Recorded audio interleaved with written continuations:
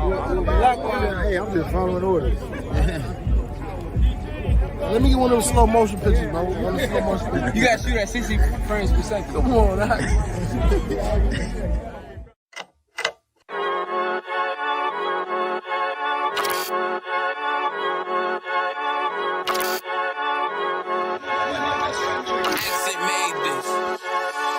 They say they wanna hit that raw shit.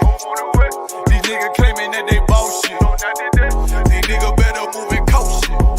As if they make the wrong move and coach shit. You see me, they like, ooh, keep on stopping. I'm on my way up and they ain't gon' stop it. They say they wanna hit that raw shit. Coming up on by the bullshit. They see me, they like, ooh, keep on stopping. I'm on my body, real niggas right beside me. Damn right, I brought my army, going up like a rocket, and can't nobody stop me. These niggas garbage, so watch your mouth, boy. Coming all black, slithering house, call me mouth, boy. I'm off the hip like a cowboy. I'm a king, you should bow, boy. So they like, damn, man, you cut up. Nothing I can handle. 144 in the booth, going Rambo. Niggas do you dirty like a stick in a bando. That's why I play the corner like a bum with a banjo. I'ma lead by example. Ooh, keep on sobbing, got this bitch off the hand, got the juice, got the drip, about to hit the bitch with the salt. It ain't rap, it's assault. Can't taste a bitch unless you with the coke. They say they wanna hit that raw shit. These niggas claiming that they bullshit. These niggas better move and coach shit. As if they make the wrong move and coach shit. One way, one way, one way, one way, one way. Coming up on my new I do it how a veteran be. You better than me. I'm Reggie at the edge of the key. It's all money, no honey. Think you settling? See, you locked up, fucked up, and it's back to the streets. It's One West. You can check the residency. I reside with soldiers died on the soles of their feet. Cause there's death before designer. Ain't no coward in me. Cause I'm cold as a bitch's shoulder. You ain't calling a week. Get the cooking on this beat. Hope you like it well done. Got them killers rolling with me and they all red rum, red rum, red rum. Got you fuckers scared some. Get the banging on this beat till my fucking head numb. Black Glock, red drum, black and yellow air ones. Homie, you ain't got a vest. I suggest you wear one. Told these niggas we was going up. They was doing a lot of talking. Now these niggas ain't saying shit. Feeling like a legend in this shit. Lil nigga, I'm past veteran. Never feeling third. Lil nigga, I'm past second. Guns, I gotta have them all like Ash Ketchum. Shotty break a nigga ribs up like his wife left him. We all stepping. Kill you with kindness cause I'm dead nice. That 5'7" put you 6 feet, not talking height. That judge giving out 5, but you doing life. These hands are rude GPS. A mean right. That's mean right. We build different, you know the vibes. And we stamped it authentic, we notarized. I keep a 144 because I know a kind. Noah's Ark, you know I'm with animals when we flowing by. We back again, no cap, when I'm with Cap again. Yeah, they say they want smoking, so we matching them. Everything righteous, so you know when we get back at them, you get hit up with a K, but no acronym. They say they wanna hit that raw shit. These niggas claiming that they bullshit. These niggas better move and coach shit. As if they make the wrong move and coach shit. You see me, they like, ooh, keep on stopping. I'm on my way up and they ain't gon' stop it. They say they wanna hit that raw shit. Coming up on by the bullshit.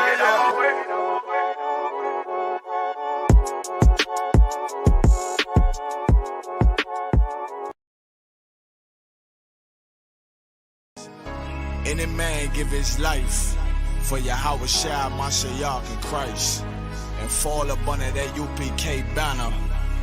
It's my brother and my blood, and I will die and kill for him if necessary. Go to ground, go to ground, go to ground, go to ground, go to ground, go to ground, go to ground, go to ground, go to ground, go to ground. It's all about that warfare, boy. Give ground, give ground, back up, give ground, give ground, back up, give ground, give ground. It's all about that warfare, boy. Take ground, take ground, take ground, take ground, take ground, take ground, take ground, take ground. My soldiers take ground till them stand down.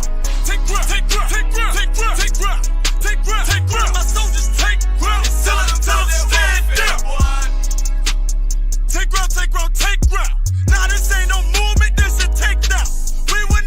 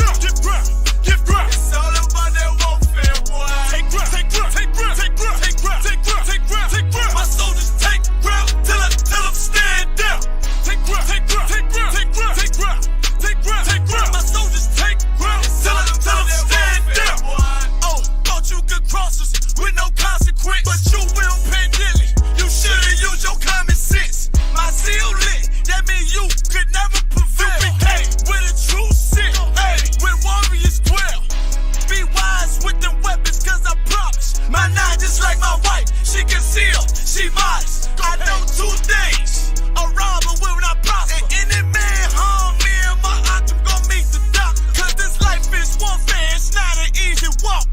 Been watching my people die so you can miss me with that love talk. My UPK soldiers, any man try to cross your path, make him regret it. What that means? Fall on his ass. Comparing me to you really ain't no contest. Long live one West. Say what? Long live one West. This for those who thinking we ain't ready for 'em. Tell them back up. I'm about to drop something heavy for 'em. Go to ground. Go to ground.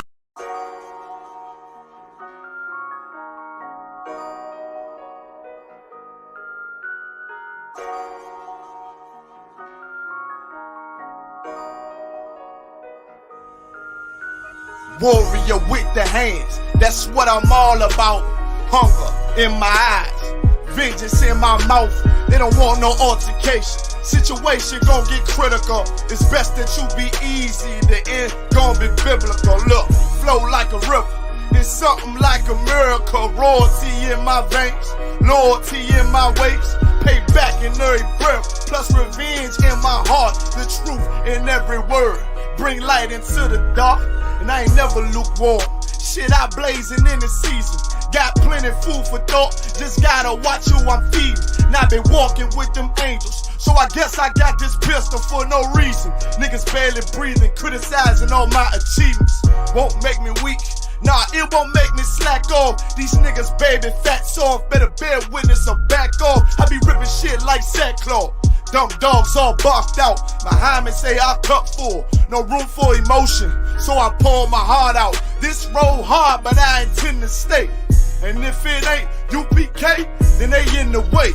My niggas righteous, they real, they down to suffer.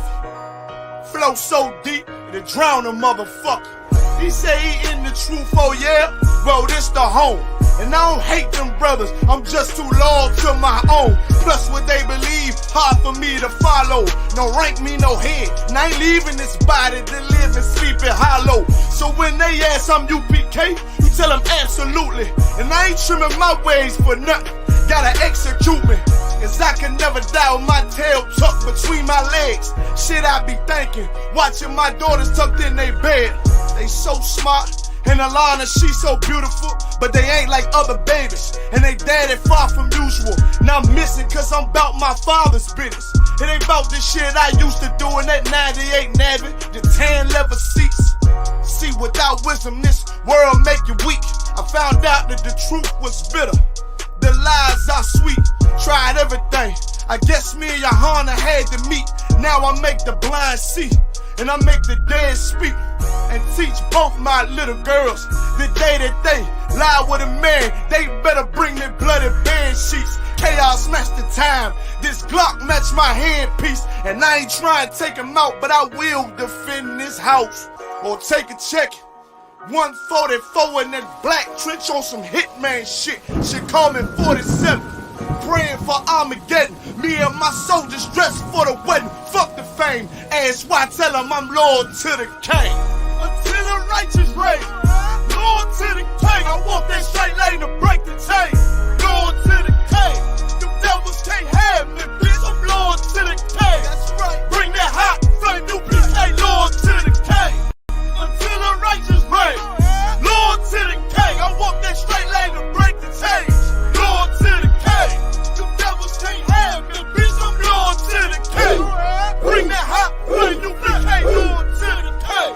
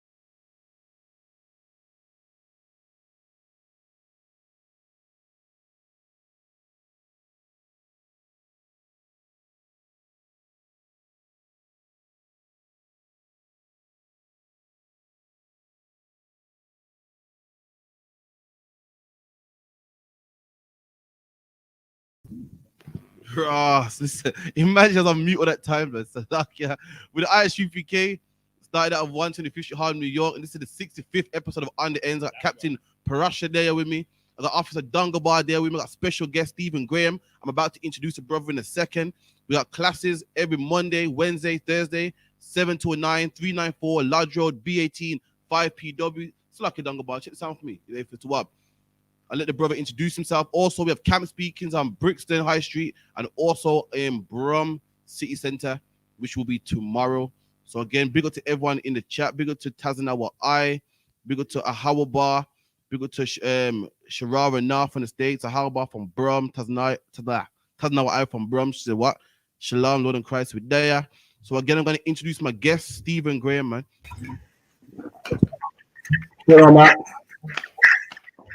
I don't know what I done though. I thought the background would allow me to show you. But I'm gonna take the background. Move this. How do I move the background so you can see me? You should be able to boom boom boom. You might just if you're able to go to camera and mic settings. Camera mic settings. And select the camera you want. Camera mic settings. Go on camera and you should be able to change the camera. Is it change the camera or is it the green screen? You change. If you, go to cam and mic, and then it's camera, not green screen, and then you see under the. Because you can't see me, you can see my logo, right? That's right. So under the logo should say camera, and you should be able to choose switch back and forth from what camera you want to use. I can't see it. Let me just take this camera off, man. Let me take this green screen off. Then you can see me personally. There you go, man. Yeah, bless. Be safe, family. I'll take shalom, man. Shalom, man. So again, you know what I mean? This is my special guest come on the show. You know what I mean? I've seen him on many programs, many interviews. I've actually watched a lot of interviews myself, even brought the book.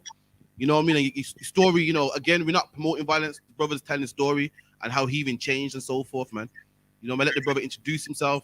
Again, let me give a quick shalom to everyone in the chat. Shalom to, I can't pronounce the name, Isha Leek, Danica Brown from Leeds, got Ty from London. Make sure you like, share, subscribe. So, brother, if you could let the people know your name and where they can find you, social media, Facebook. Name Stephen Graham. My social media, my Instagram is Stephen Graham Projects, and my website is stephengrahamprojects.com. That's Stephen with a PH. Okay, cool. So again, starting from the beginning, just let the people know how you came up, how was life living in London and so forth at that time, and we'll get to the rest. Okay, so what, just to talk about my how I came up as a youth, my life growing up as a young person, yeah? Yeah, can. Seeing I grew up in South Kilburn, innit? South Kilburn, Northwest London. I grew up in Northwest London still, and life for any little young youth, it was I had my ups and downs and I had issues in my family home, like most people do, single parent family, someone else comes in the home, stepfather. But my relationship with him wasn't too great. That's why I always try to tell men, especially men, when they get in with a woman who's got children already. It's important to understand what you ask the universe for, because when you go into a relationship with a woman who's got children already, you're asking you're calling out to the Most High, you're asking the universe to take on this responsibility of another soul. You get me? And in my life, my stepfather understood the request he was asking. You get me? So he took responsibility getting my mum, and he never really treat me too well still because of my. I don't know if it's technically because he had an altercation with my real father when I was young, or just because I like my dad. I don't know, but. The bottom line is he took out a lot of issues, his personal issues on me, because any man that abuses a child, again, you have your own issues too, you get me?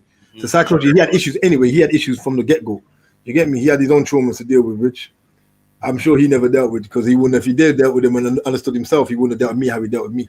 You feel me? So I went for a lot of psychological abuse for him, and even physical. And those things led me to just spiral out of control as a youth. But at the same time, I wasn't a person who taught much neither, so I wanted to understand that, because some people always think, well, how come your mum never know, or you could never know, or your friends, family never know? But I was a person who taught my feelings. And you have you see that today, a lot of young kids do things and they don't talk to their parents. It's not like they got a bad parent, or they don't love their mother or their father, whoever's looking after them. Sometimes some people don't know how to express themselves. Do you get me? Sorry to interview. I don't want to interrupt. But what you said was a heavy point right there, because I grew up similar, not in the abuse or whatnot, but I grew up not saying much myself. Like if something happened to me at school or someone bullied me or something, I just go home and just lock my mouth, don't say nothing. Yeah, bro. It's not that my parents would say anything. I just didn't say nothing. You know what I mean? So that's a heavy point that you brought out, man. You know, I do a lot of mentoring young people now. I work with a lot of young people now. I've worked over here in UK and I've done work in Chicago as well. Now I work with young people, and I noticed that just not what I went through. A lot of young people can relate to, because there's a lot of young people, boys and girls, who just don't talk what they've been through. They're not that they don't love their parents, don't love their loved ones. It's like not everyone's. It's not easy to talk. You get me? Because we're never really taught to express our emotions or show our emotions. You get me? And I say every time and everywhere I go, and I tell people, I always talk about emotional intelligence and emotional control. We're never taught how to deal with our emotions. Do you get me? Something you don't learn nowhere where you go. You don't learn that in the schools. You don't learn that in the colleges. You get what I'm saying? You don't learn in university. You learn everything they want you to learn, which is outside of you, but it's nothing inside you. You don't never taught to bring that out. Does that make sense? So in a system where they're never teaching you how to look within yourself, then it's natural. It's not something that's gonna find easy to talk about your feelings. And plus, not everyone likes to talk about their emotions, especially when you grow up and you're seeing other people get, other talked down upon for expressing themselves. Or do you get what I'm saying? So you just learn not to talk much. And plus, in the Caribbean community, people we tend to say, don't talk to people, don't tell nobody nothing. No, you get me? It's hard to cut you there. A sister of mine said just that. She said, especially Benjamites. You see, people from Caribbean culture, yard culture, just don't tend to just kind of get on with it. You know what I mean? That's not a good thing, because you have to really. It's important to talk. You get me? It's really paramount to talk, bro. And I never did in it. So as a youth, that kind of inspired me out of control. As a little boy, at the age of 8, I was just wild. I was buck wild, bro. Like I was always fighting. I'd seen a psychiatrist at school. My mom, she's not understanding why am I getting angry all the time, because my stepfather's not really doing things in front of her, but he's more doing his thing behind her. And then when he does a few things in front of her, like sometimes I was misbehaving, but again, I got issues and I'm angry. But then there's sometimes I didn't do nothing. You feel me? But whichever way I just went talking. So those situations led me just to continue, act up and, not being my true self, not being the child in me, because the child's born innocent and free. You get me? But I wasn't being that child. You get what I'm saying to you? But so I was going through a lot, and those things led into just to quickly go through it, because it more led into me going to high school. I was carrying the same kind of attitude, but things got worse. Of course, the older I got, the more I spiraled out of control. And it's at age 11, get in trouble with the police. I was out there, you know what I'm saying? I was doing things that an average 11-year-old won't be doing. And I was getting beaten. Don't get twisted. Like my mom was just sitting back and saying, "Oh, it's okay. She's a hardcore Jamaican woman, bro. East Kingston, straight from Kirk. She don't play games." So I'm getting some slaps. But man ain't caring. I'm not listening, bro. I'll get the beating to them tomorrow, beat my friends, and I ain't coming again till night. Do you get me? So it's what does a parent do when your child's butt wide, but you love the child like crazy? You feel me? Like it was hard for her, bro. And my stepfather, the kid, so he's not saying nothing. Sorry, brother. Did you ever get the trip back to yard? You know when you're out of control, you but that's what I'm saying. I get to that, bro. Because what happened is from 11 to 15, 14, I was booted out. 11 to 15, I was booted out four high schools. I went to 4 high schools. I booted out all of them for violence, all type of stuff. You get me? I was in trouble with the police a lot. And my mom took me to New York at first originally. She took me to New York, 90s to stay 90s. My family are yardies, isn't it? So 90s, you know that anyone knows New York knows 90s is a different type of breed of road. 90s, so, Flatbush. Yeah. New York, them place there. Yeah, 90s. And then me on Lennox and them thing there. I used to stay on Lennox Road because I'm on 90s. So mom's like, can't stay here because the level of violence that I would have been introduced to, it would only escalate. But it did anyway. As we get to it, you'll realize I did get told to come out of England. But then again, that's another thing as well. We have a habit of, which is not a bad thing. A lot of us, we think taking a person out of environment is going to change the individual. But it's not. It's actually changing the individual's mindset will change the individual. I ain't saying taking someone away don't help. But really, if you, when I get to it, you'll realize that my mom took me out of England and sent me to Jamaica. But I only got worse because my mindset wasn't changed. Does that make sense? So when I deal with young people, I say, yeah, I do believe in taking kids to retreats and all kind of things. But at the same time, it's about really re-educating a young person to understand themselves. Do you get what I'm saying to you? Like, Okay, yeah. and I think that's paramount, bro. Like really learning to love self, tend to understand self, learning to appreciate you and value you. You get what I'm saying to you? And I never really understood those things when I was younger. So everything just happened wild. Moved out all schools, came back from America, went to, mom decided, yo, you get in trouble with police too much, let's go to Jamaica. Couldn't work. You know, I got myself in problem in Jamaica. I went back and forth 3 times in 1 year just to cut it short because I want to more focus on the positive, what I'm doing now. Won't actually break down the negative, but I wouldn't call it negative anyway. I'll say it's my experiences because my experiences shaped me to be the man I am. So I wouldn't say it's negative, it's where my mind was at and what I was going through. And it's with that situation, me going to Jamaica 3 times in 1 year put a lot of financial struggle on my family too. So again, in my desire, a lot of you don't realize when you're doing the street, you don't realize how much stress you put your family through. The financial struggle, the mental struggle, the emotional struggle you put your family through. You get what I'm saying to you? Because my mother ended up passing away after a while, which I'll get to. And for a very long time, I blame myself. You get me? But a lot of us don't realize the things we put our families through because we put our families through a lot of struggles and a lot of youth. It's not that, again, they're not that they're selfish enough. It's that they're mentally, they're not in the right place to understand what they're doing. Sometimes you're caught in your emotions. You fully don't comprehend what you're doing. It's not like you don't care or nothing. It's sometimes you do not comprehend. And it's about comprehension. A lot of us don't understand the levels that the traumas that we carry. You feel me?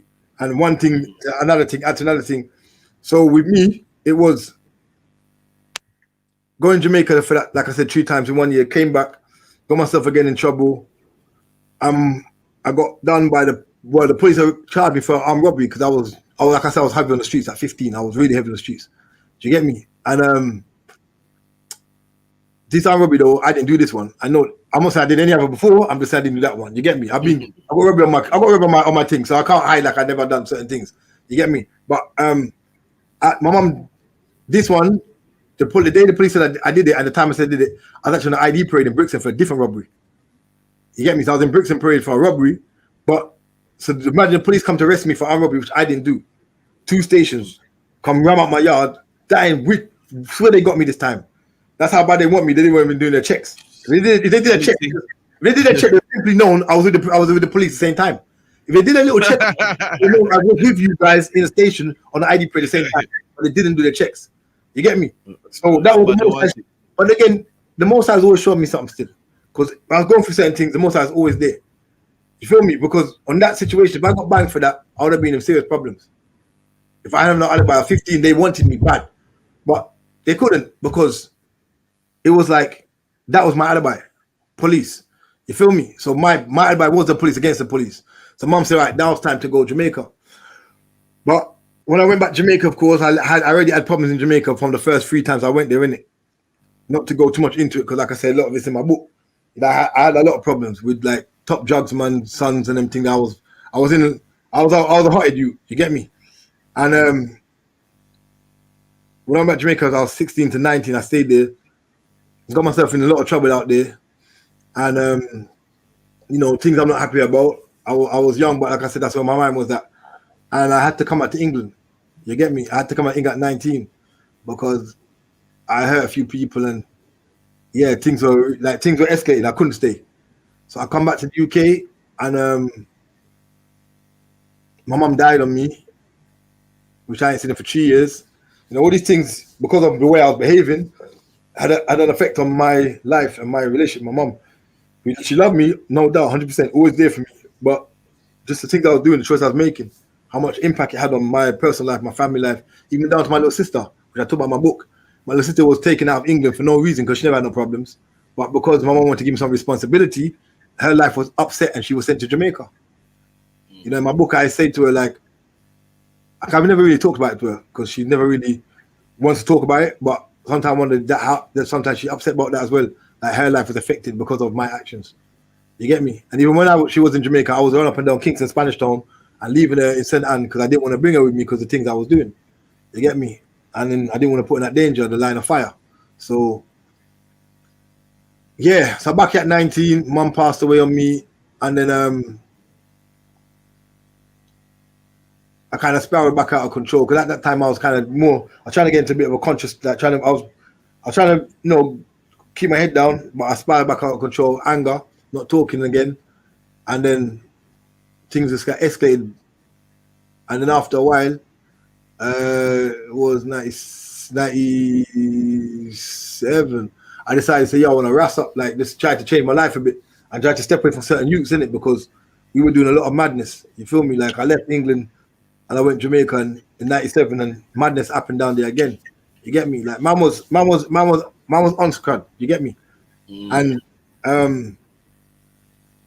like when I came back to the UK, I made a mad problem with my baby mother and my daughter's mom. You know, very openly I'll say it. And I did something that was very, very silly, and with some next girl from Tivoli, and it caused a lot of problems. You get me? And then that kind of spiraled a lot of problems into my life. Like my life has been crazy, roller coaster, just because of. But the point is, what I want to make is people understand is, you know, listen, it's not just the things I've been through. Yeah, I've been through a lot of madness in my life, but it's the lack of comprehension of where I was in myself and my lack of emotional control and emotional intelligence and the abuse I had started from somewhere, which is my traumas as a youth growing up. But if we don't, the point I want people to understand is when we don't deal with our issues as we have, we carry them through in it. And if we're not sharp and we don't deal with them, we carry them on and we pass them on to our youth them too. You get me? And our surroundings, our environment. So we have to understand them generational curses. You feel me? We have to understand them till we block it. So if we come out the curse and live in the blessings as the scriptures teaches. You feel me? So for me now, it's like when I ended up going to Jamaica 98, I had some of them I had a problem with. We kicked off, you know, because certain children don't leave, man. Because again, my injury wasn't the right way neither. Again, if your injury's not right, you're still going to carry a lot of negativity. You get me? So my injury wasn't right, and I went to Jamaica 98 after leaving 97. And like I said, left some problems behind me. Went in 98 and things escalated between me and some youths. And some youth who was amongst the youth that I had a problem with. He got his life taken. I don't know him and I didn't know the danger what he was bringing to man. And you get me, he lost his life. And then similar situations like before, I could have got away still, you get me? But I didn't. This time I got away and I actually went back to the scene. Like literally, I don't do them things. That's a movie thing. I always tell you it's a movie business where you do things and get away and go back to the scene. I went back there, blood. But I know the most I got him back there because man been through too much in life. I've done too much. The most I carried me through a lot of things. You get me? So for me, it was like I need that time to sit down and relax.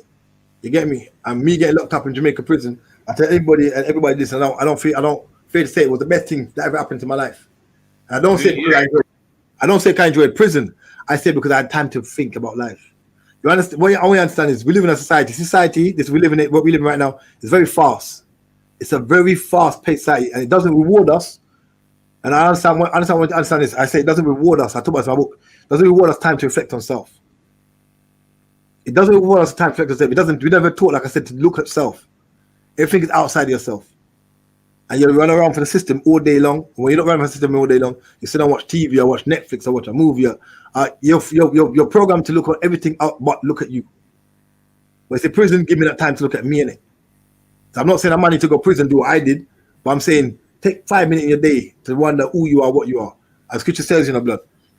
Blessed the man walking out in the council of God, no stand where sinners, don't sit and see a scarf about delight in the law, and the Lord do if you meditate day and night. You get me? When you start looking at yourself, you're good in the blood. But I never to look at myself. You get me? I was too busy out there looking at everything else on the road and everything else. You feel me? So prison give me that time to check me. So in my jail, I was injured prison first. I was fighting a lot, going through beer wars and everything. They stabbed my back. You feel me? They cut my chest. Sorry to cut you, brother.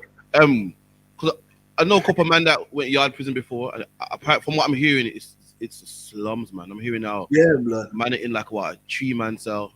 Like 3 man to 1 cell, yeah, 3 man to 1 cell minimum. Guys, either 1 man to a cell, yeah, or 3 man, because not 2 man can't locate in Jamaica prison cell. If you 2 man, they don't know 2 man thing and say that's square. So you have to be 1 or 3 or 4 or 5. If you see the size of the cells, I should send you a picture of the prison cells, bro. Because the size of the cells, I wasn't thinking. I got some picture on my phone, blood. Because my brother sent me some things in prison. Because we're trying to do that. We're trying to right now. I want to fight injustice in Jamaica prisons because Jamaica prison cell is made to give you more pressure, more pain, more struggles. It's not made to rehabilitate you. You get me? we all know the system in a whole is a cash cow. Babylon system in a whole is a cash cow.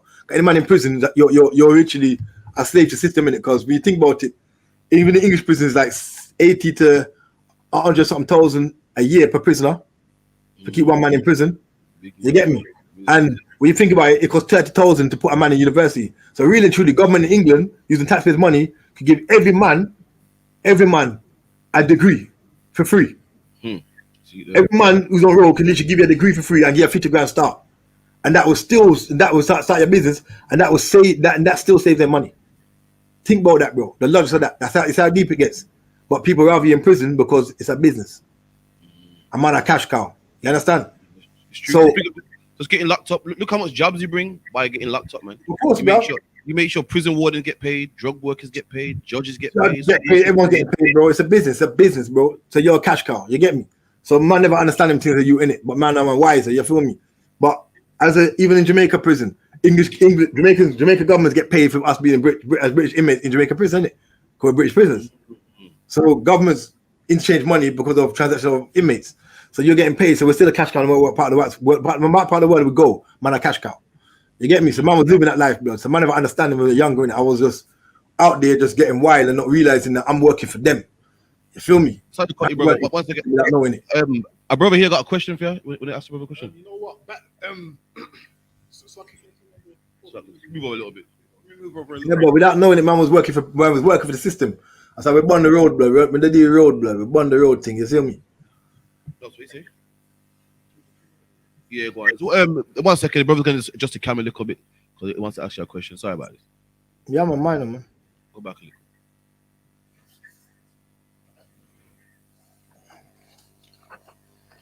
Yeah, it's too up. Look at rotation. Water.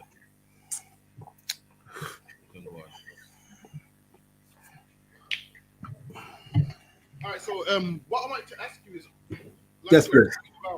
Come in, come on. All right, then you was talking about the trauma. So, would you say the trauma is why your life was how it was? Definitely. 100%. Okay, and I agree with you there because I've done a lot of studying. Basically, the person who has the trauma, it starts off as post-traumatic stress disorder, and then you will have that, your parents will have that, and then they don't realize that they're passing that on to you. So their stress and their trauma gets passed on to the child. So then when it comes down to the child, it's classed as transgenerational trauma. So all the trauma that they had then gets passed on to you. And then that trauma that gets passed on to you, you take on your parents' trauma, and then you take on your own trauma. That's then right. you pass that trauma to your children also. And then they say from certain type of upbringings, why people how you develop border personality disorder. So all of these things is developed from your parents having some trauma that they don't treat. So like you said, you grew up that way because of the trauma, which is so true. And this is why so much black people is the way we are. That's right. Because the trauma that our parents had, they didn't treat it. They passed it on to us. Then we take on their trauma, and we have our own trauma that we pass on to our children. So this is why there's that saying that people always say, the generations get worse and worse. Because if you look at it, the youngest generation is carrying the older generation's trauma. 100%. So we carrying our grandma's trauma, our parents' trauma, our trauma. Go ahead. Let me add to that, bro. I talk about in my book I say no child born ill-mannered, rude, or violent. That's just not natural by natural order of life. Understand what I say? No, by natural order of life. We know the Most High created man in the beginning have dominion over all things in peace and love and everything, right? But of course, when man fell, situations happen. Understand this now. We don't live in a natural way of life. Just got to bear that in mind. Yeah, number one, we don't live in a natural way of life. Systematically, it's not natural. Number two, we got to look at if you have a woman and she's pregnant and you go to her, boom, and she jumps. You're just playing around, she jumps. The baby jumps too, right? That's right. Everything the baby feels, everything the woman feels, the baby feels, yeah? That's right. So imagine this now. Not just the trauma that they go through. Think about this. Even if my mother is in a dispute with a man while she's pregnant, do you know what the baby's picking up? Everything the man projecting, everything the woman's feeling, the baby's picking up. Mm-hmm. That makes sense. Yeah, or the trauma, or that. So we have to understand that there's so much ways we can be traumatized.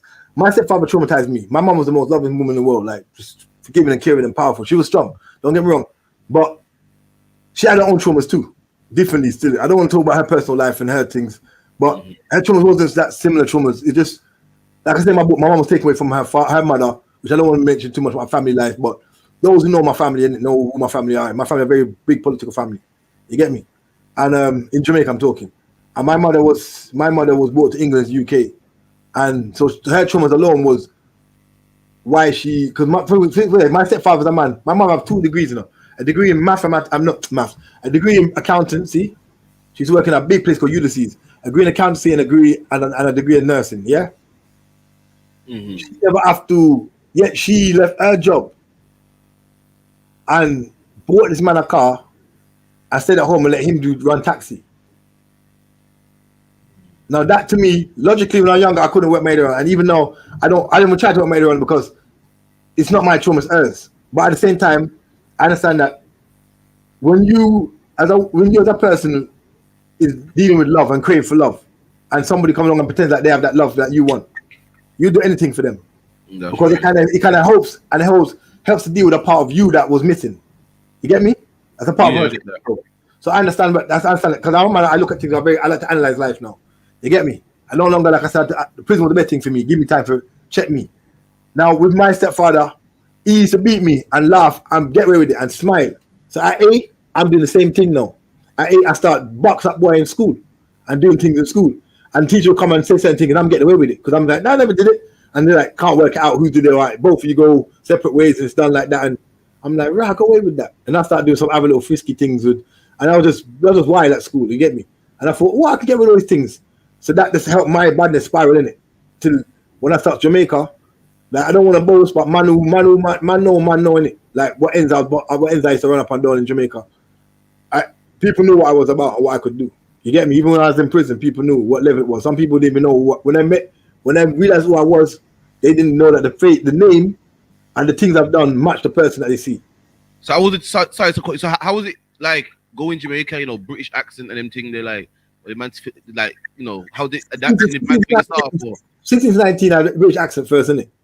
But like in the first week, I don't want to go about my past and what I've done as a youth. The first week I landed in Jamaica, me and a youth violate me because he's a big rich boy. He's a rich boy, he's picked me in it.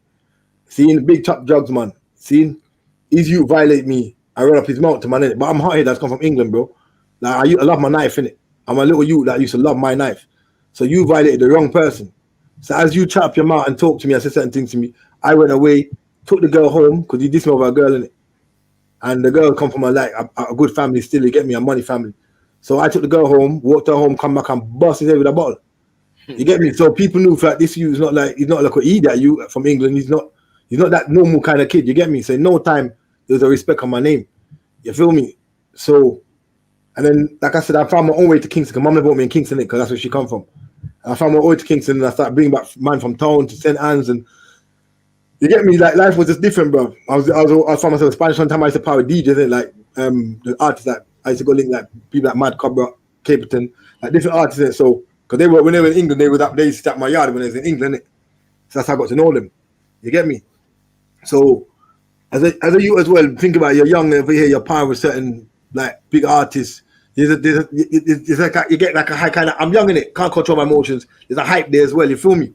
And them time there's a certain type of elements of music was running the place, like Yosh and them tune there, and you hear me some real boy tunes. So it play on my mind. You feel me? Like man say, yeah, man at the thing. You get me? I'm 15, but man at the thing. So you have to understand there's a lot of elements to my life. You get me? That kind of spiraled me out of control. But it's not to blame nobody. It's to blame me and how I'm looking at myself. That we never grow in a community in it where man learn to understand himself. Don't get me twisted. I born knowing I was an Israelite. Yeah, let me understand. I want to make something very clear. But again, growing up in a community where you never taught them. My mom's name is Juanita Bathsheba Shamuel, her birth name. All my cousins, all my black older generation, majority of them have like Hebrew names. You get me? My mom's name is Spanish still, but then again, if you understand Spanish Inquisition, Portuguese Inquisition, you understand that my family are 3 generations from Syria that came to Jamaica, so we know we're Israelite. You get me? So I grew up knowing that. But when you hear my family will say they're Jews. And my grandma says a pro black Jew. But when you don't hear nobody else saying you're a black Jew, Man don't want to be talked about I'm a black Jew, bro. Because I never had the strength to understand about being strong in myself. Do you get me? Man, see too much. Everyone's Christian, Rasta, boom boom around me. Nothing else. I'm just doing everything else, and plus my cousin them are Rasta anyway. So I'm just trying to fit with everything else was going on. You get me? So again, it's about feeling strong in yourself as well, and having that individualism and that power. Like today, I stand up by myself. I don't need nobody. Even when I was on the streets, I never needed nobody. But my energy was channeled wrong. Everyone knows me. I'm not hyping. Any man knows me knows. I roll with enough, man. Killy, Bridge, Church Road, all different ends when I was a youth growing up. Like, I was a man goes out everywhere. South, I'm all over the place. But at the same time, even I'm in Yard, man will know. I'm in River Jungle. I'm in Greendale. I'm in Jones Avenue. I'm in bare different, like, real garrisons in Spanish Town, real garrisons in town. Portmore, Waterford, Boston. I was all over the place. But at the same time, I could handle my own in it. I'm not gonna boast, but I can handle my own. I was a man, I could deal with my thing. But I never had the right mindset. So no matter how, like I say, strength without perception is no good in it. I was strong mentally, but my perception of life was wrong.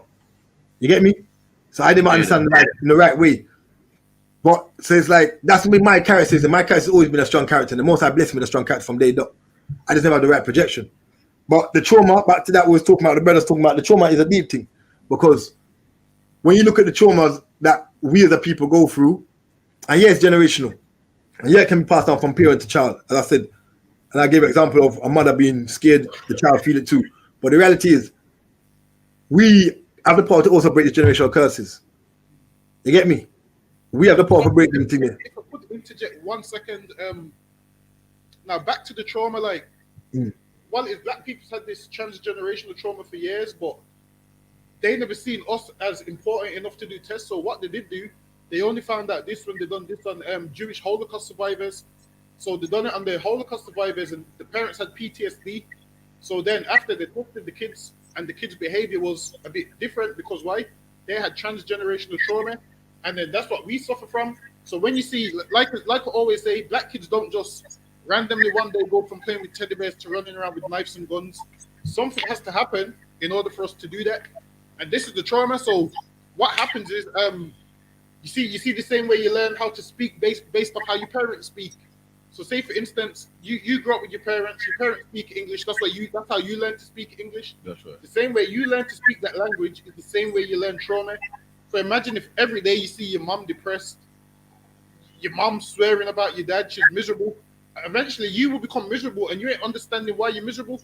You're too young to understand why you're depressed and why you're miserable. And the reason you're depressed and miserable is because that's all you've seen your mom show. So this is why it's very important that we have to break these generational curses. But if we don't, what will happen is this transgenerational trauma will go down to our children's children. Let me add something to that, but why is the thoughts in my mind? See, we're fighting a spiritual war. See, the war we're fighting right now, especially as Israelites, we understand that all nations of the earth are blessed through Abraham. We understand that through us, the real education of the earth needs to come. See, we're fighting, I don't know, spiritual wickedness. Now, understand something when I say this. When I say this, it's not just the parent and family trauma is one thing, you know. But the worst trauma that right now we're fighting, brother, we don't realize is it's been going on for years. It's something that's always been used. It's a psychological trauma. Not just generational trauma, it's psychological trauma. Can watch it now. You see, let's look at Jamaica. Let's look at the history of things what's going on right now. Because remember, you got to look at when we first came in 1948, the Windrush era, yeah, with the first boat that docked in Tilby in the UK in 1948. 19 was it 48? 96? Yeah, it was around that. Yeah, right. That boat in Tilby anyway. That first boat that docked in Tilby. When it came there from Jamaica, you never brought now look at that Jamaican over here. It brought some esteemed Jamaican them, highly educated. And in 2 or 3 generations, we've gone from that to this. Yeah? So we have to bear that in mind, brother. See? And we have to understand the politics behind this thing. Because we don't understand the politics, we get lost. Because in my book, I talk about it. Check the levels now, because I do my research and try to chat with enough top man. I'm not going to call them my name, but in prison, there's certain big boss for a reason. And they give me enough insight to certain things. Now watch this. Check this out now. And I show them certain things on the levels. Look at the pattern of Jamaica and England, yeah? In Jamaica say from the 1960s, Jamaica had one TV station, brother. Yeah? Now watch the politics now. Watch the psychological trauma and how it mad. In from 1960 at one station, that time Jamaica was more like a middle class place. Remember, Britain just too long let it go, you know. Remember, Britain not too long let it go for independence. They still had a lot of money in there from the Europeans who were in there and the rich mulatto people that was in there, and the odd few black people had money. But remember, once England let them go, you know, what happened in Jamaica? If you study Jamaica history, everybody flee. That's how people fled. Understand this. Now the one TV station started bringing what they started bringing on TV, gunman show, enough things like Westerns, isn't it? Western shows and cowboy shows, full of that. One TV station full of that. So everything, so all you have to do is watch that. Now hold on, now watch the Jamaican artists now from ska music. They start going to reggae music. See, and now you look at Jamaican artists' name back in the them days. There, Brigadier. Now I'm not disrespecting them, you know, because I love my elders them, but watch this. The names, because again, look at psychological trauma. Brigadier Jerry, Charlie Chaplin, General Trees, Admiral Bailey. These are our boss artists, them now. I'm rate them now. But understand the levels. The names come from what? Movies, done. True still. Charlie Chaplin. Yeah, true. So I see it like that, you know. See, it's a psychological game what they play. And it's not their fault. It's a psychological game, brother. What you project to us now. I'm going to go back to, before I even continue this. When I lost my first friend, I was 11 on the street. My first friend over England, I lost at 11. Two friends, I was at 11. See? We were watching, remember breakdowns, them thing, Ozone, Turbo and them thing there. And there's the graffiti them days. Remember them movie like body popping? Yeah, them breakdance and thing there. B Street and breakdance and them thing there. B Street and yeah, pop locking and them thing there. Man remember them thing was graffiti days. So my brethren were graffitiing. And some of my brethren losing life. You get me? Because graffiti was a theme. You understand? So people go into the theme of graffitiing. What I'm saying again, you have to understand psychological trauma, bro. TV, television don't play with television. So watch this now. Then you have like, we have to understand like, so we look at Jamaica, go back to Jamaica now. The Jamaica thing, someone says subliminal message in TV. You better believe that. What's the name? So when you look at Jamaica now, you have all these artists with these names. Then what happened in Jamaica 1980? It had this bloody selection. Yeah? Now, Jamaica has a bloody selection. Now watch this now. I'll give you an next example of this. We'll go even deeper. Because this is why I tell people in England we don't have gangs. You have to understand what gangs is. That's why I love the Chicago definition. Because we don't know, we have to understand the logic of, to awaken our people, we have to have a deeper knowledge and understanding of life to awaken them. You get me? So watch this now. You see, with the whole this whole thing we're going to Jamaica 1980 election, all of a sudden now you had an influx in the 80s of yardies, they so-called yardies come to England, right? But all these yardies get to England when they had criminal records. But if you watch the movie Shutters with Kamadi Mani and what's his name? Skagabend. You call the politician man and say, yo, hey boy, him say, me have visa for you know, just come for visa. Because politicians will help you get out the country. So man them flee. So then England have an influx of yardies, what they call yardies, and we have to understand the games that have been played now. Psychological games and manipulation that happen to our own people. You understand? And it's like anything. When you have people in poverty, you throw them a little piece of chicken, you serve them. If I put them out, you three sit on the one room as brothers, yeah? And if I starve you for a month in one room, no water, no food, and dangle a piece of chicken and string, you think your brother should not gonna last long? No, man. You're gonna war for that food there, you understand? The same thing psychologically with our world blood. They put us a dangle. And then they throw something, give us. And we take it. It happens same thing in LA. Exactly the same thing in LA, bro. It happened in Jamaica, it happened in LA, it happened in Chicago. The Chicago definition. Oh, I'm gonna tell you, I'll explain something to you. Chicago definition of gangs. See, Chicago, they don't use the LA definition of gangs because Chicago predate LA for gangs. You understand? Chicago, everyone talk about LA like Crips and Bloods, but Chicago predate that. With vice lords and everything, they predate that. You understand? If you know about Jeff Ford and them man there. So when you look at their definition of gangs over there, because I'm a lot of my brethren shorts and them man, they big up my brother shorts from out south side. Oh, my real brother that still.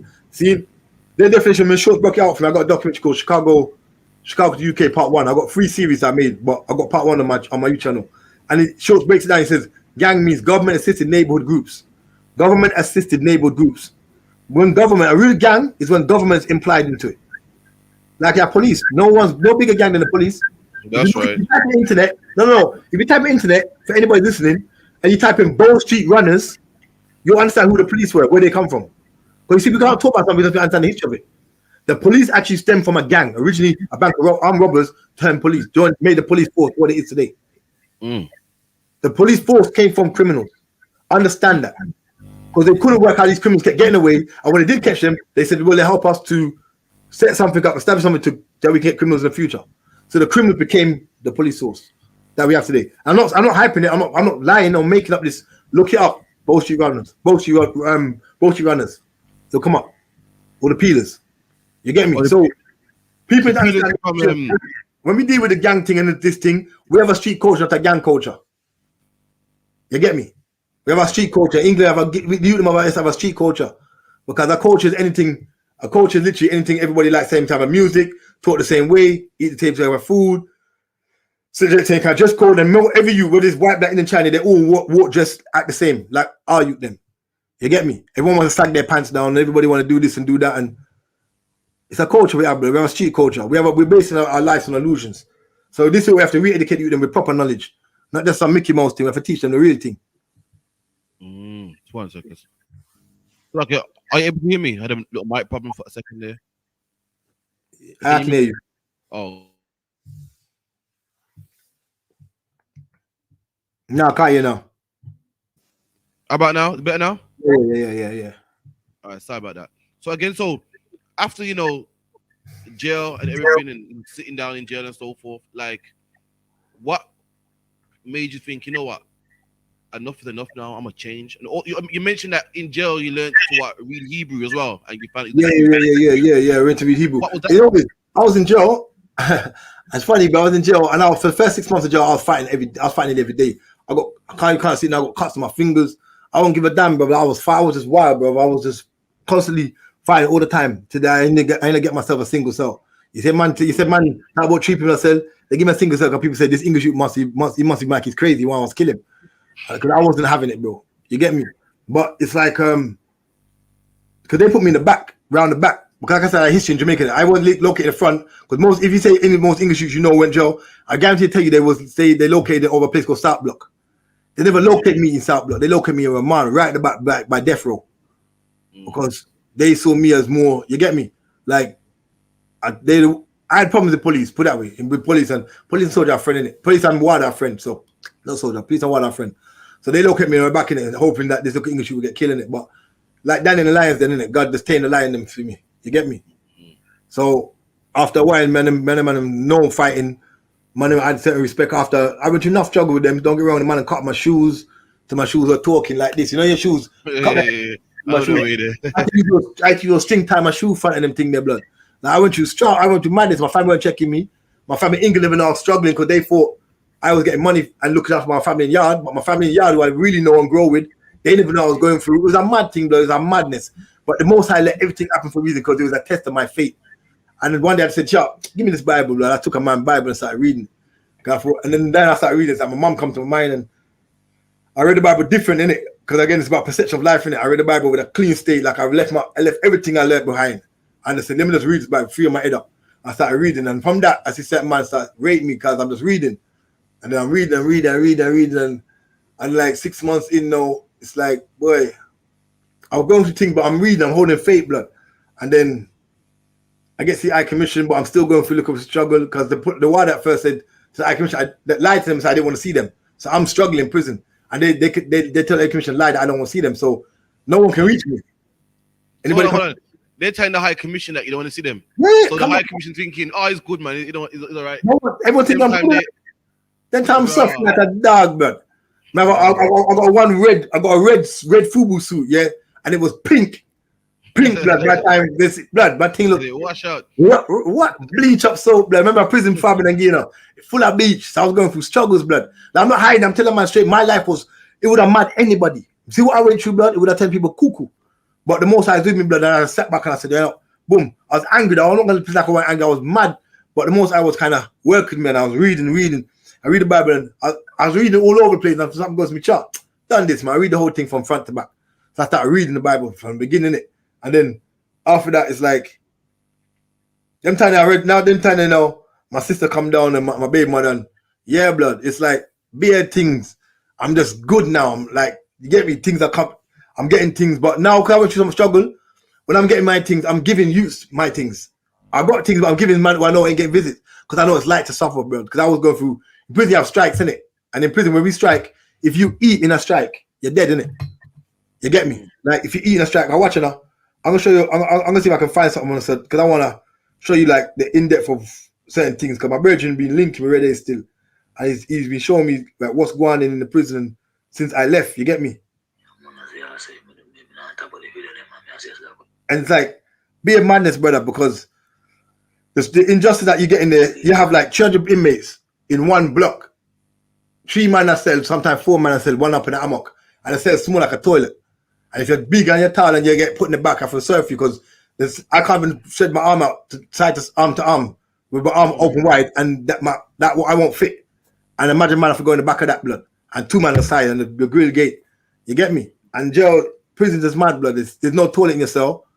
There's no, so you have to pee in a bucket like this. So the bucket like this, you have to cut the front part. You cut the front part. You put your thing in the bucket and pee. So we call it piss gal. Oh, piss gal, they call it, innit? They call it piss gal. I used to call it my bucket because I don't take prison lingo. I never like prison lingo. Piss gal, and they talk about dirty gal for mackerel and all type of words. I wasn't really feeling them kind of conversation. You get me? Because I'm trying to be more articulate. I'm not gonna get systematicalized with their system in prison. But it was a mad thing, blood, in there. Prison was crazy. So on that point, it's like I know to myself, I had to go into me. You get me? I had to go into me because I didn't want to be part of what they're doing. And I got myself in some problems in prison, to be honest. You get me? Like, man, I've stand up certain way and show man certain things. You get me? And I wasn't really happy with that because them things could have made me get like long sentences. I was already on a murder charge, innit? I could have get more charges. You feel me? So, man, look into themselves and start humble up on the Most High bless me. And like I was reading, brother, reading till things, like I said, I was getting visits now. Things better in my life, in my single cell, not fighting nobody. This one when I was still with man though. I had 4 years with man in Spanish Town before I got sent to and went to GP. And then it's like I'm getting beer visits, and when strikes are coming now, I'm giving man inmates who don't get no visit food and things there. So people rating that can buy a biscuit for them, man. Because strike you can't eat off the table, innit? Everybody nobody can eat. If you eat, you get stabbed up. You're gonna get killed. So you have to deal with the order. You get me? And so it's like I'm helping that man who don't get no visit. But all the years I'm in prison, but not in a bad man thing, but nobody ever try to rob me or nothing. You get me? I look out for enough my money and them thing there. Because I don't have respect in prison. I realized my respect wasn't just because I could defend myself, it was because I carry myself. You get me? I carry myself in a way where people do respect that. They respect the way I changed my life, the way I started projecting myself. Because they see me, I felt they must start coming Israel in prison.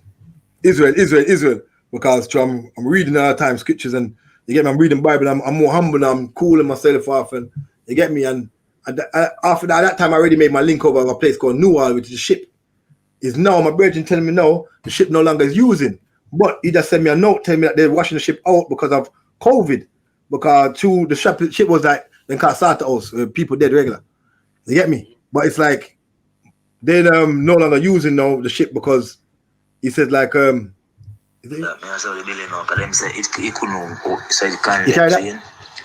good. but them said can so no know what them about them slave. And now how much technically you might talk about the ship being condemned see and no longer using, but no, they're trying to use it. You get me? So they're trying to open up the ship because they talk about COVID people and rare.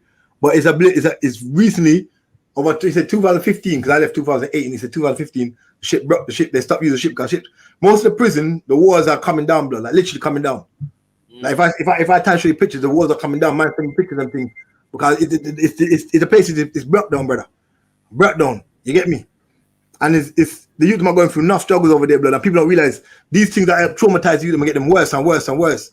It's not helping the situation because 300 man for 2 standing pipes.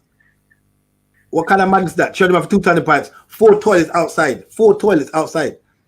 And every time a man goes to they have a little pipe that you use for wash your piss bucket with. I have 300 man to do that in the one morning. Brother, how much fights broke out? A man gets stabbed up for that.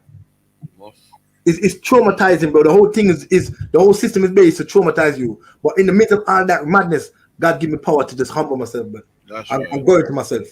You get me? And I say, you know, I don't want no more of this, and I just step back and it's easy.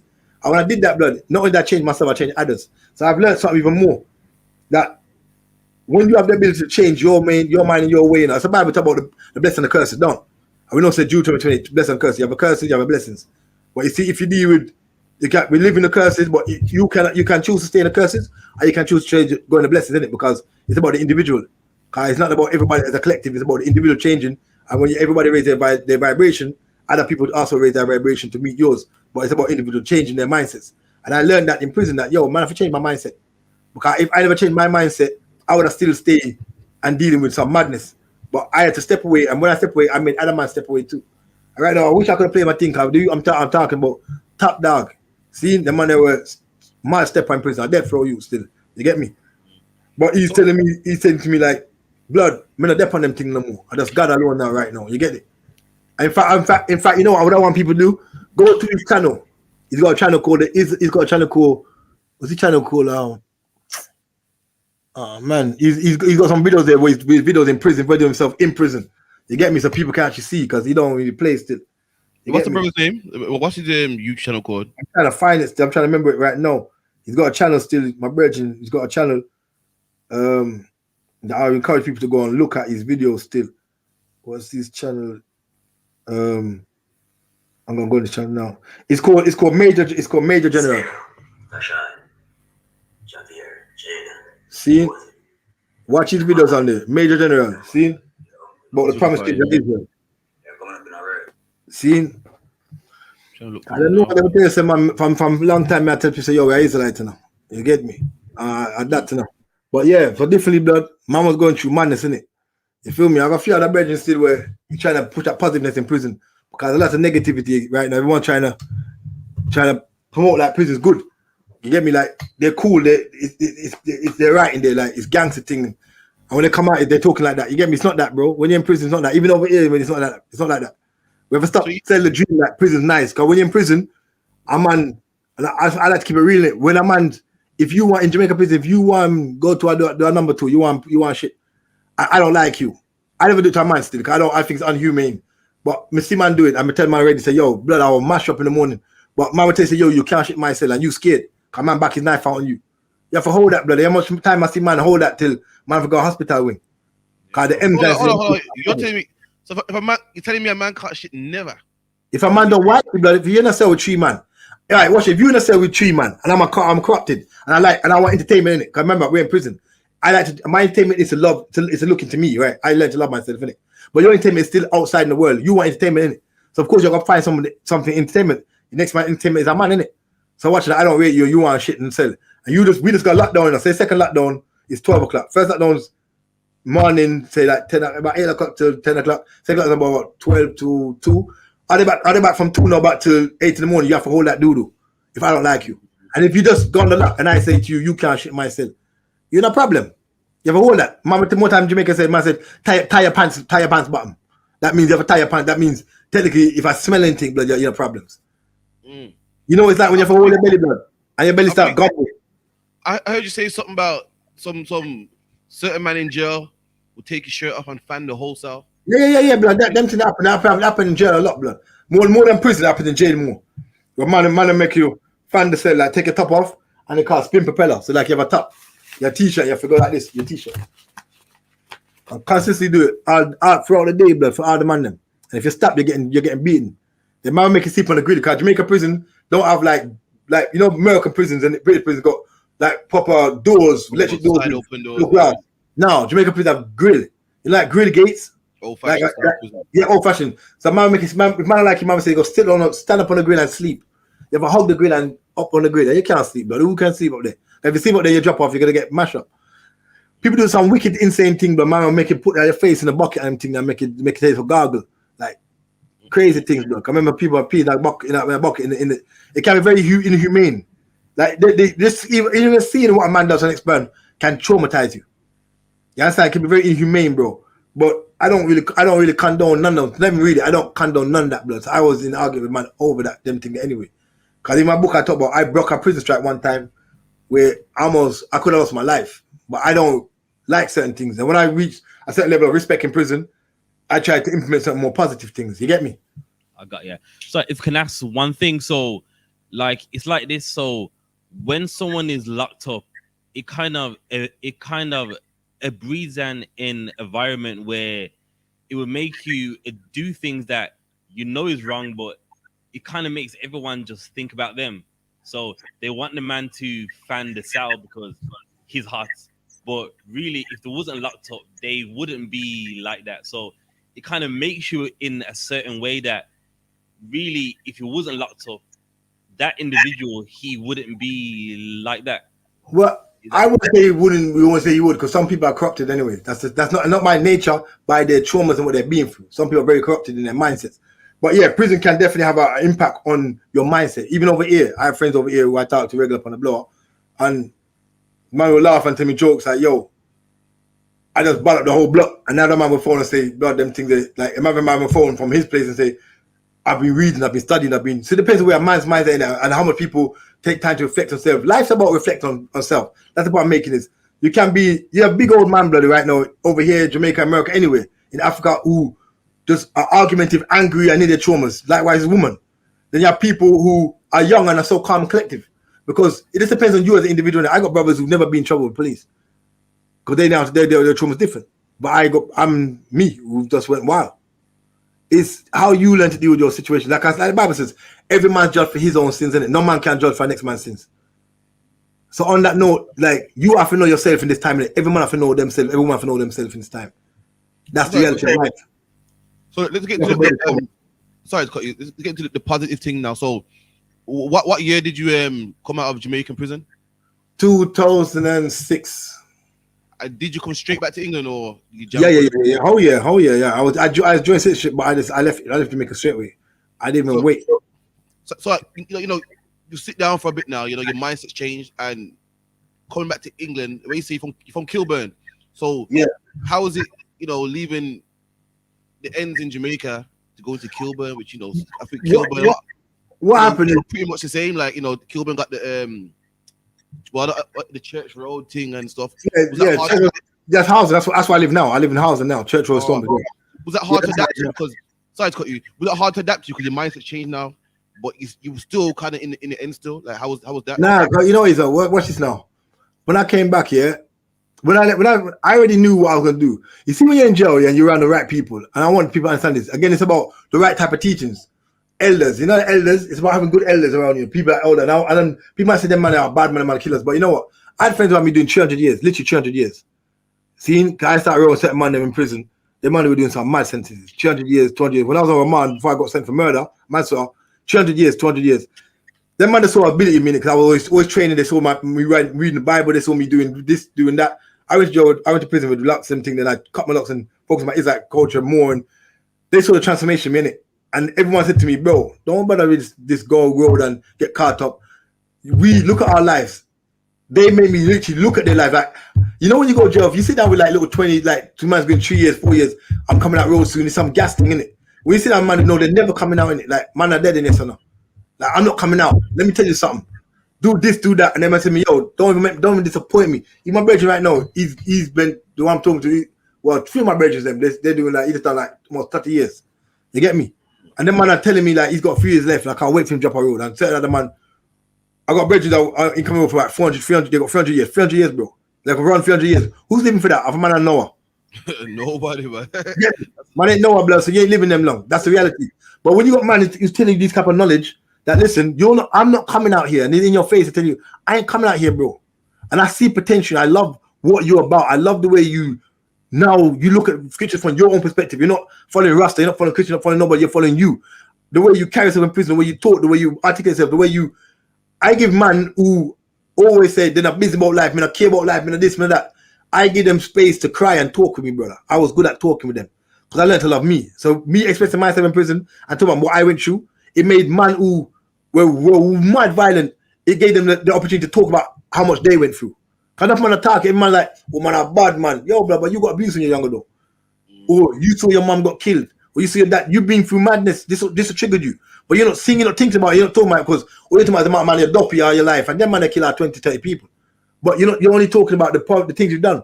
You're not going back to when you was an innocent person, because every man is a victim, bro. Every man is a victim. I want you to understand that. Me, as much as I've done things in life, I was a victim, brother. That's right. Because before I started doing things to people, I was a victim. Because no one ever saw me when I was a victim. They only see me as a perpetrator. But if you look back at my thing and don't judge me for what I've been through, and stop with that egocentric mindset I want to judge me and look at me for who I am. You realize I was a victim too. But no one ever showed them that. So see, I come from that space of dealing with mindsets. The man them love me and open up to me, and I make big man cry. Big man give me hugs. Big man do things where they never really do. I make dumpling, I come give young youth. You get me? And it's a privilege when big boss man I can bring dumpling to you. Trust me, bro. You know, that man get dumpling. Man, and that's what we need, man. For too long, black man say next black man is straight away. It's be a screw face and them sitting there. Nah, bro, blood. I don't mind. Too much in common, man. You know what I mean? I don't mind showing myself to be vulnerable if it's gonna help my own people. Because even though my think, wow, he expressed himself, he don't care too much his life, bro. When you think I'm vulnerable and weak, I'm actually strong, bro. I can tell you what's going on in my life and I have no fear about it. I'm not weak, bro. Vulnerable is when a man don't realize that the reverse psychology, bro. Vulnerability is when a man really he doesn't know how to express himself. I can express myself and talk how I feel and what I've been through, brother. And it doesn't make me feel weak, it empowers me. Because I'm a man. I've been through this and I'm strong in this. You get me? And this is why I used to me for realize that, yo, it's not wrong, but it's not a shame in doing what you're going through, you know. But where you want to be tomorrow, that's the key, you know. You get me? None of our forefathers who were wise, you know, and the most I did bless ever talk about today, you know. Everything was about what promised tomorrow, you know. Abraham, David, boom, boom, all about what they promised tomorrow. You get me? Man foresee the bigger thing, blood. So I'm not looking at what I'm going through today. Tomorrow, like, look, from being that you on the road and doing the madness I've done, I've made 19 documentaries, bro. A short movie, an animated cartoon, which I haven't released yet. I wrote 4 books. You get me? I work with youth. I got invited to Chicago with my type of record. You get me? Most I open doors to me, but so what? That's not a weak man. I ain't weak. Far from weak, brother. You get me? Man strong in themselves, but I don't have to carry strength. Doesn't mean you have to act all tough and that. Yo, I can open myself, make myself vulnerable for my brothers and sisters because I love my people. That's right. Because in my vulnerability, I'm strong. I'm not weak. You get me? Because that's what you call vulnerable anyway. That I'm expressing myself and my traumas and tell my brothers and sisters, yeah, hey, we can go for this, yes, but we can come on the other side. That's not weakness, brother. That's strength. You get me? I get that still. It's true still. So like, what's the things you tell the youth them, like, number one, because you got kids that want to like see your book, for instance, yeah, your book is a story of your life, but how would you tell a youth that to not read it the wrong way? Because some of them will read it the wrong way and read it with nah. Like, listen, you won't, bro. It's impossible to read it the wrong way. Every man has read that book, blood. I'm trust me. Enough viewers over England has read that book, bro. The reason why I say that, because you know the movie Paid in Full. The man that started in it said his intention was to show man it's wrong, but somehow it got switched up, you know, directly. See, again, this is about emotional intelligence. I wrote my book, blood. It's impossible for man to read it and put it in any other perspective. Yeah, you will see that I'm a damn strong guy because I went through so much and I'm surviving. But you have to, the only picture to get from my book is this guy's made a crazy transformation, because when I talk about everything I went through, I explain it. So I explain where my mind was at when I done things I was younger. I explain where my mind was at. So there's no way you can look at anything and say, gamma, you have to always look at the psychological impact and the mental imbalance I had as a young person. You always have to look at that in every aspect, because I don't just say, one thing when I talk to young people, I don't tell you, young person, don't go over this one. It's like, I explain to you, when you go over there, what's going to reach you over there. You get me? So in my thing, I'm making you understand the bigger picture more than just saying you don't go there. So I went through this. I'm always elaborating on my aspects of and breaking down the situation of my struggles and my pain. It's like when I work with young people nowadays. That's what I do. I don't just tell them, yo, down the streets. We talk about let's analyze situations, analyze things that's going on in your life. Let's talk about it. You get me? And then you can realize the things you're doing. Because that's the thing, you can't telling people something isn't the best of things, you know. It's always showing, isn't it? You get me? We have to live by example as well. You get me? So that's what I do in my books. Even in my other book, I bought a book I'm a gun before that. One mad book I'm a gun. And as gritty as it was about gun crime and everything, as gritty as it was, nobody looked at it as a violent book. Again, it's all the psychological impact, the way that the gun itself has life and energy. Because people have to understand when a gun, everything people have to understand, when we look at life deep in the blood, everything is life to everything, you know. Everything gives off energy. Everything. You have low vibration, high vibration, but everything gives off energy. You understand? And when a man created a gun, you know, he never created the gun with the intention to do good. Because his intention was that I'm gonna control this, or this might get trouble no more. So he had a lot of negative energy in that. You understand? It's the energy put in everything, Because if I even slap, like if I slap a piece of wood, you'll feel vibration pulse back in your hand, don't it? From wood, you're gonna get vibration pulse. Everything has a ripple of vibration to it. If I drop a pebble in water, you're gonna see rings. Everything has a vibration energy to it. You get me? So knowing and looking upon a deeper level, because look at it like this. On a deeper level, see, when you look at our forefathers, when we went out, this to quickly touch on something. When we went on this, when we went into Egypt, yeah. I remember it is like history in the blood. It's a key for everything. When we came out of Egypt, we said we're going to a land of milk and honey, right? And then when we went into the Holy Land, after settling there for a while, and it's supposed to remember it's a luxurious land. It's a land of milk and honey. Luxurious land, that means it's good for crops and food and everything, livestock and all that, because it's milk and honey land, isn't it? Luxurious land, and it's part of what they call the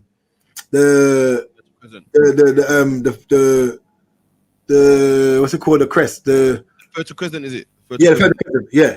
See, so watch this now. All the land become dusty though, because the Bible says, when we start seeing the land become barren, done. And then when we go back again and we repent, anything like in the book of, I think it's Ezekiel. So when we start repent and go back, the land will flourish again, don't. So it's showing you how even in ourselves we have that mad vibration connection. If we rise it for the Most High, we affect the universe, don't. Yeah, even on a carnal level. That's what I'm saying. If we put something on, if we put a hat to the back, the whole world put the hat to the back. Of course. We say certainly, even on a carnal level. So that's what I'm saying, bro. So if we understand our engines, then innit? So we start looking at the engine and we flicking up, and we start turn up our thing, and the world that problem a bit. So even man like yourself, like a strong brother, man, fighting his whole life, gone in jail and come out and able to tell the story, man. Not many nations could do that, man. We're the same Israelites that went through slavery in Egypt, went through slavery 400 years ago, and still here today, man, in high numbers, man. Drugs, black on black crime, police brutality, are still here in high numbers, man. The thing is, our people need to understand, like, people are not only to understand, it's important to look in yourself. You understand? The answer for everything is in yourself, It's not out yourself, you get me? We have to understand the power in ourselves, and that brings back to where I am today. Like you said, like, I like to focus on the positive of who I am today, and I'm glad that I could go. I'm glad that I went through so much. Isn't that me doing what I'm doing and everything I do is independent? No man don't fund, or should I say, not that I wouldn't want no support. Anybody wants support and help me, great. But I don't sit and wait on people, because when I was on the road, I never want nobody to get nothing. I went and took that. So now I'm doing the most I got. I'm gonna go and get what I get. You get me? If I have to work 3 jobs, I do it. But I forget my money to make my documentaries. Before this COVID, I was fine all the time because I was working non-stop. I don't work on my website, but you see, I do bare different things. Because when I came out of prison, I went straight to college. I came out of prison 2006, went college 2007. Graduated as the highest in my class, and I'm the oldest as well. Because I came out of prison, I was 31. You get me? 31. 30. I was 31 when I came out of prison. Graduated 31. See? Boom. From there, I went to university and got a degree in musculoskeletal rehabilitation. From there, I started doing my own physio, personal training, smashing it with athletes, working footballers, professionals. You get me? Stop that, because that's a piece of it. But man, I'm really on that, innit? Because from prison, it's about my Hebrew thing, and everyone telling me when I was in prison. If you look, I know you look in my book, you see the picture of me in my book, innit? In the first page, man, Wamzo, you get me? No, the picture in the first page. If you look in it, there's a picture. If you go a couple pages, you see a picture of how I looked when I was in prison. Couple pages, you see a picture of me. See the picture of me how I looked when I was in prison, taken 2005. Just a year before I came out. But man was diesel in prison still. It doesn't like I said, I'm training all the time, bro. Man, I work for you. You see, man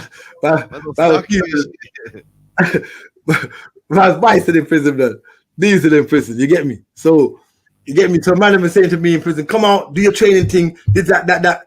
And so for me, when I'm doing this, bro, I'm doing this based on the back of I'm not doing this like on my own engine now, but on the back of the engine of at least 30, 40 real brothers in prison that warrior them. Few dead still. God bless them and rest their soul.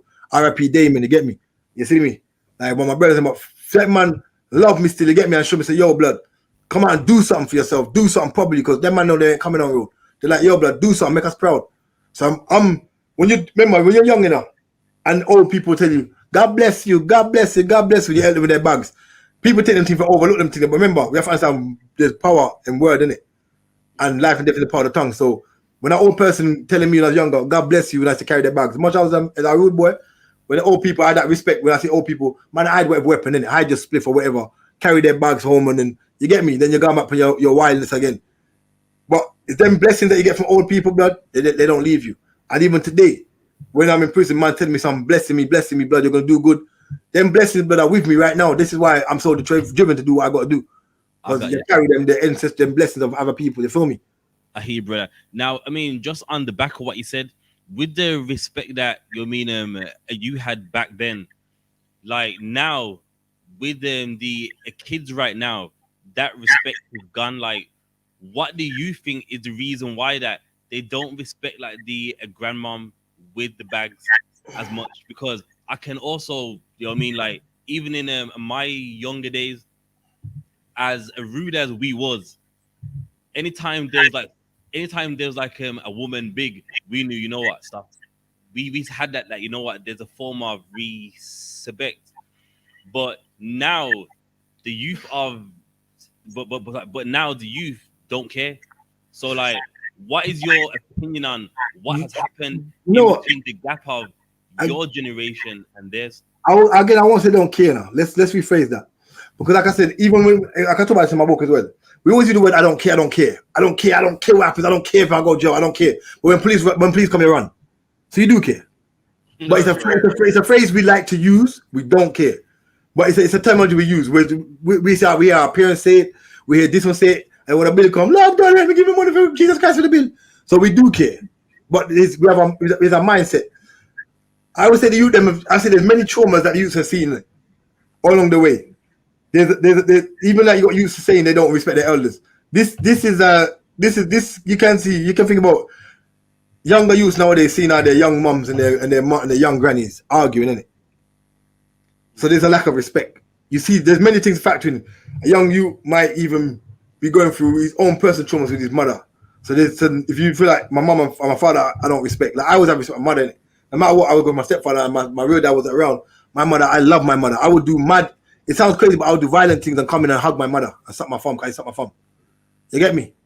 Like I was that kind of youth. Like 14, I'm still sucking my thumb, but man, no, you can't chat to me too tough. Cause man would do violent. You get me? But the reality is, I had a love for my mother. I had a respect. I'd look up to her. My brother would beat me when I went from home, and I wouldn't even try to fight him back. I wouldn't want to stab my brother or nothing. But I know someone on the road's gonna get it. So you had a certain level of respect.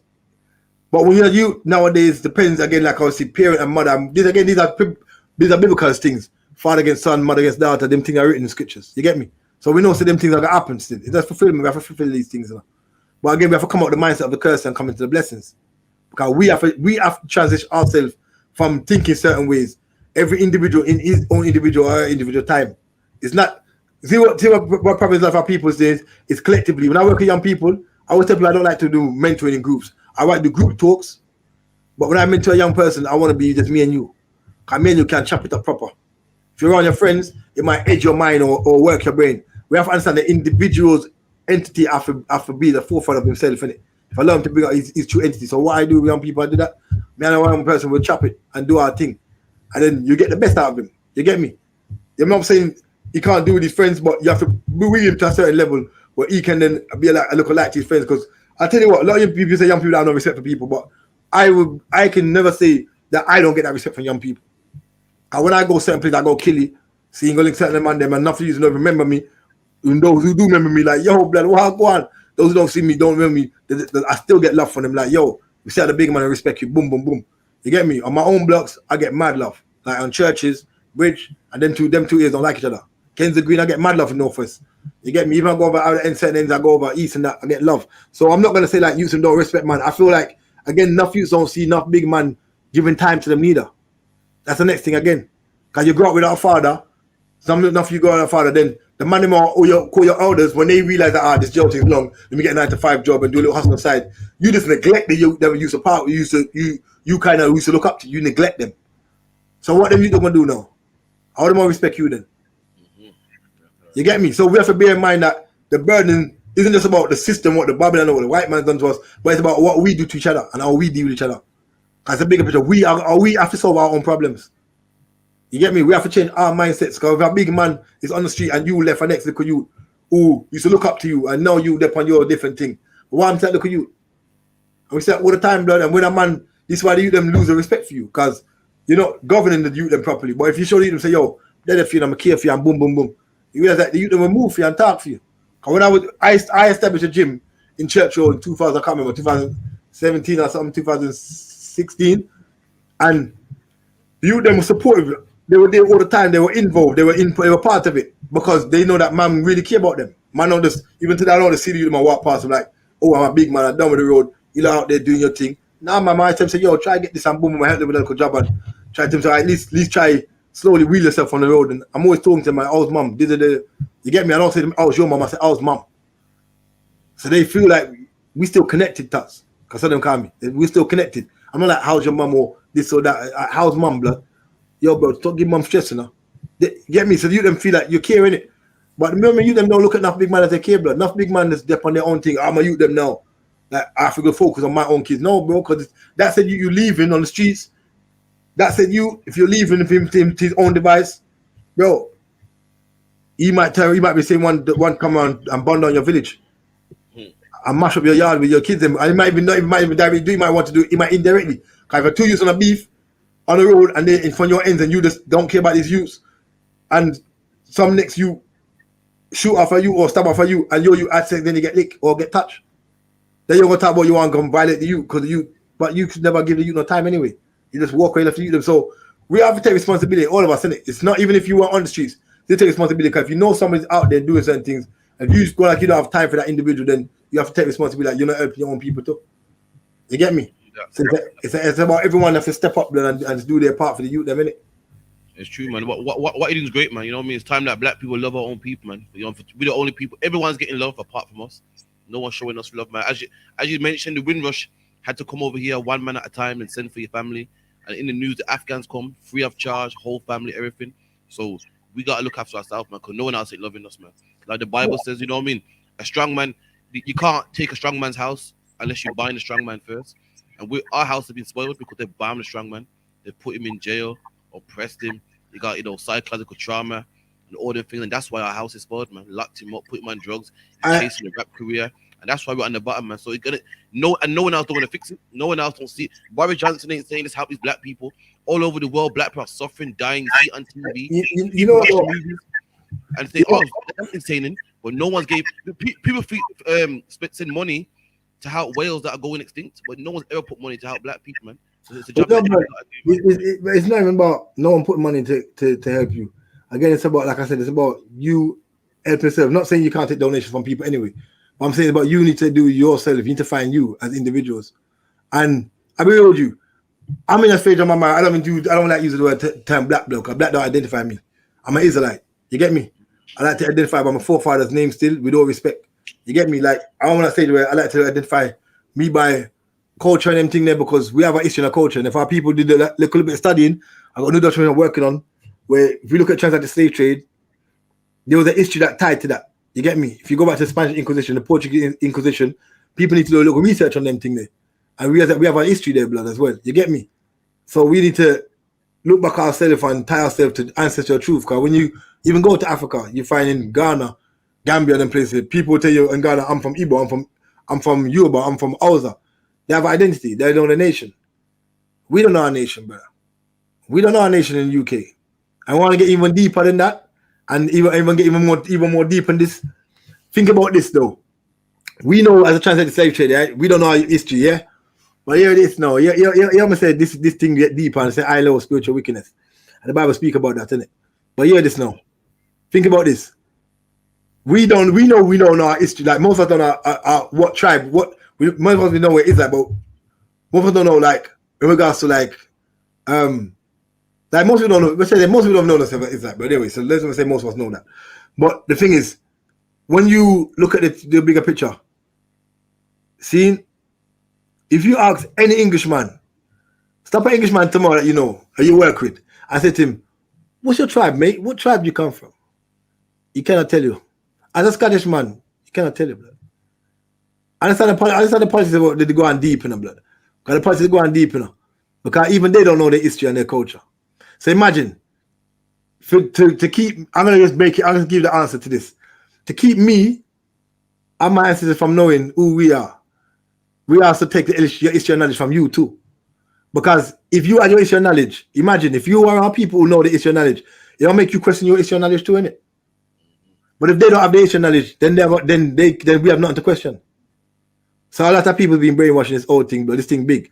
But that's why I said, that's why the Bible said, through Abraham, our nation shall wake up to truth, innit? Because it's about most of everyone should go out to their vine and their fig. So we know that the people will wake up to know that everybody's been messed with, but the root of the whole thing was to mess with the children of Israel, because that's what everybody's trying to do. So we, as Israelite, definitely, brother, to make the world know who we are. You get me? And start making people wake up to the truth of going back to the history and their culture. Because that's going to help our people for anything else. Because that was what really saved me. When people ask me what really saved me, it wasn't me that decided to want to not on the streets. My passion is in my truth. And in my truth as Israelite, that's how I feel strong. I can stand in front of anybody, black, white, Indian, Chinese, and feel powerful. Nobody can. So what would you advise to, people at group like yourself, what path to take, what to avoid, what to do, the anger issues, the post I would advise people sorry, male and female. Yeah, 100% male and female. I would tell people to, most important thing is take a 5 minutes to start meditate on yourself. Meditate. I don't mean meditate like think about things, because you think about things that's actually it's called visualization. So you actually, if I sit down and think about, I want to do this, I want to make this, I want to make that, that's called visualization. You're actually, it's a form of meditation, but you're visualizing what you want. See, it's a powerful thing though. There's nothing wrong with it. I said meditate means just to free your mind, free it completely. Because remember, Abraham and them never dead, innit? They went to their forefathers. So you look on that, we don't die like that, bro. Like, you get me? Ancestral blood run deep, innit? And then it's about DNA.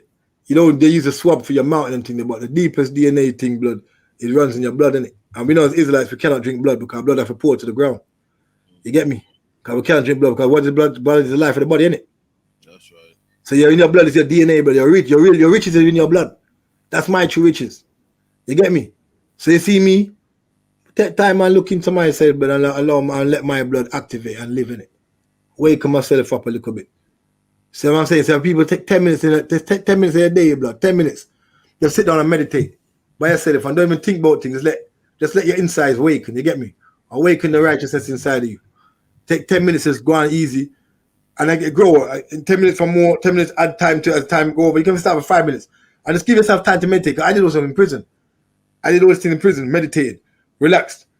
Then I started visualizing and doing things. So meditation, visualization, what I really want to be. Stop looking at short term and look at long term. We're too busy looking at short term. We're too external and look at short term. What do I really want? But again, though, there's a system in place to stop me from getting that meds, man. No. It is, bro. It's so hard when rent is paying and you're on minimum wage, you got a juggle 3 jobs. That's what I'm saying, bro. That's why I said to you, the system does not reward us. And maybe why you say you reward? Because when someone said they give a reward now, it's because you don't work hard for it. I'm mocking it. I'm not in a mockery, but I'm saying like the system taking the monkeys out of us, blood. They don't want to give us they don't want to give us it, but we have to make it. So technically, we're at work. Watch this now. You're at work, yeah? I used to at work one time. When I used to work in the work office, I was working a place called DPD for my mobile accent. I work in DPD, and they have a little room, like a canteen room. Take my lunch break for my hour. But I'm going that and sit down and meditate, blood. I know I can't do it late. I'm working from evening right back to morning. So I choose my time. So if I get my hour break, I ain't gonna sit down and chat with everybody every minute. I might chat people for a minute and say, give me 5 minutes. And I go to one corner, like I might go to a corner and make a prayer. I go meditate. Gather my strength, gather my thoughts, gather my mind. We have to make choices for ourselves, brother. We have to be the keepers and the rulers of our own destiny. Like the Bible says. The Bible says, all the ways of a man are clean in his own eyes. It's in Proverbs. No. That's interesting. That's come out of my mouth. All the ways of a man clean his own eyes, but Lord, I go away the spirits. So we know that we have to have a good, clean spirit, in it. But he says, but the one I'm thinking about is a man without control of his own spirit is like a city without walls. I don't know if you know that one. It says a man who has no control of his own spirit is like a city without walls. Yeah.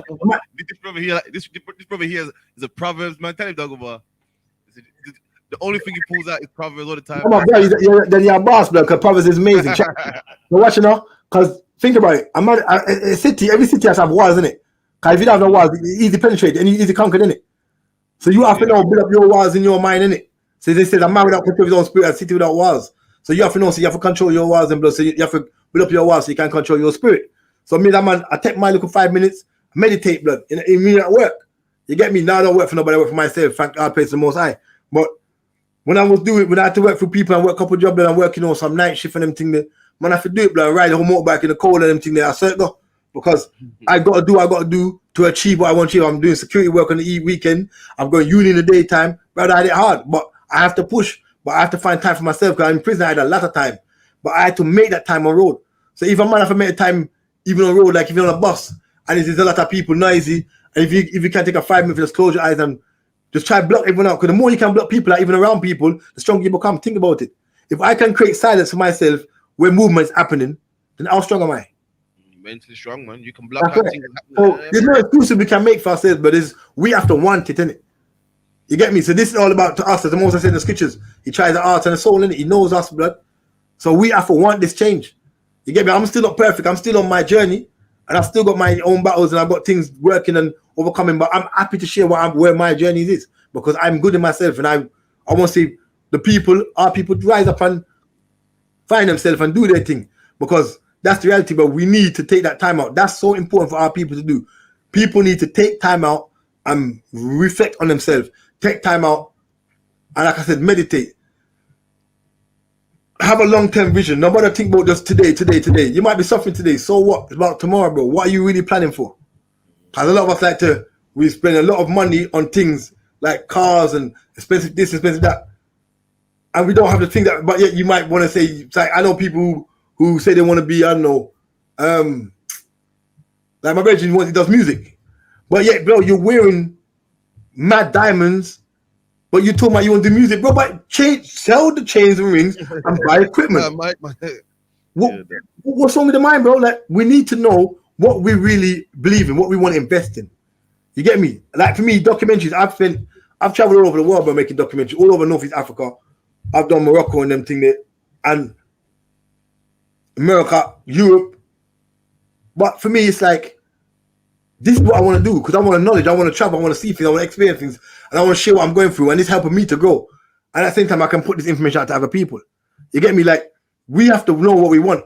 And people might say, yo, it's a lot of money you're spending, because I'm not going to count them out, I'm not going to say how much money, but it's been crazy money. And believe me, I don't have a lot of money. But I believe in what I'm doing, and I see the bigger picture of where I'm trying to get with it.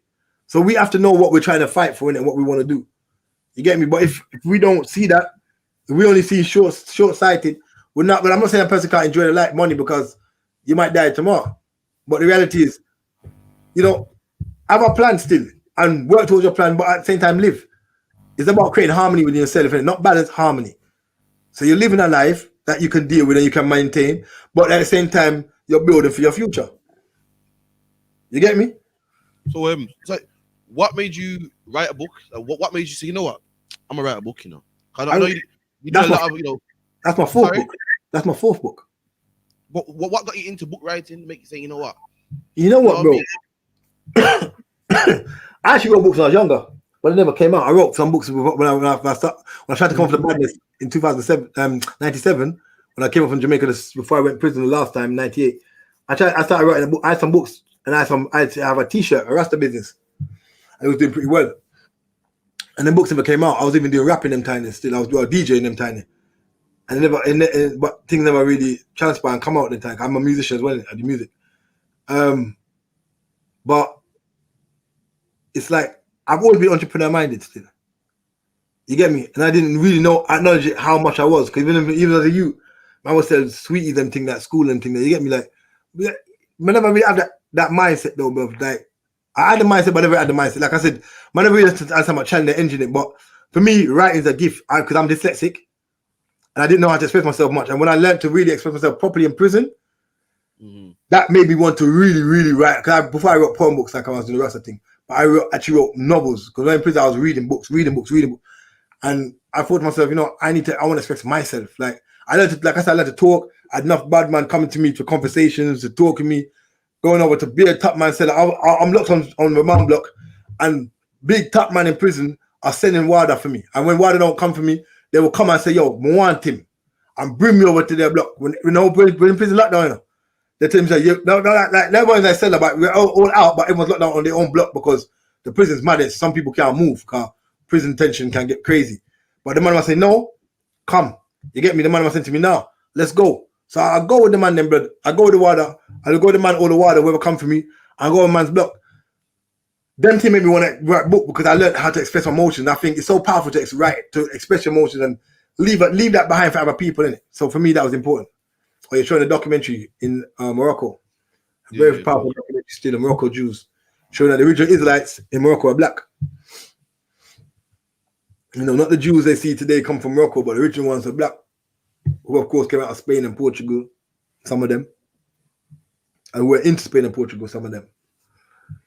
But yeah, man, it's so important, brother, like to learn to bring out the best in ourselves. Because we have to learn to master ourselves, you get me? I think it's so important. And it's sad when a lot of our brothers and sisters keep looking outside of themselves. You get me? My thing is never to look down on them, but to encourage them to find themselves, you know? Find themselves, brother, because that's important, to learn to love yourself and to believe in yourself, you know? I hear that still. Absolutely. So if I can ask you, like, I have read the book, you know what I mean? And it's a great book. Now, in the book, from like reading it, there's a lot of emphasis on like respect. So I was gonna ask you, like, on what? On respect. Oh, respect, respect. Yeah, respect for self and respect for self and them too, yeah.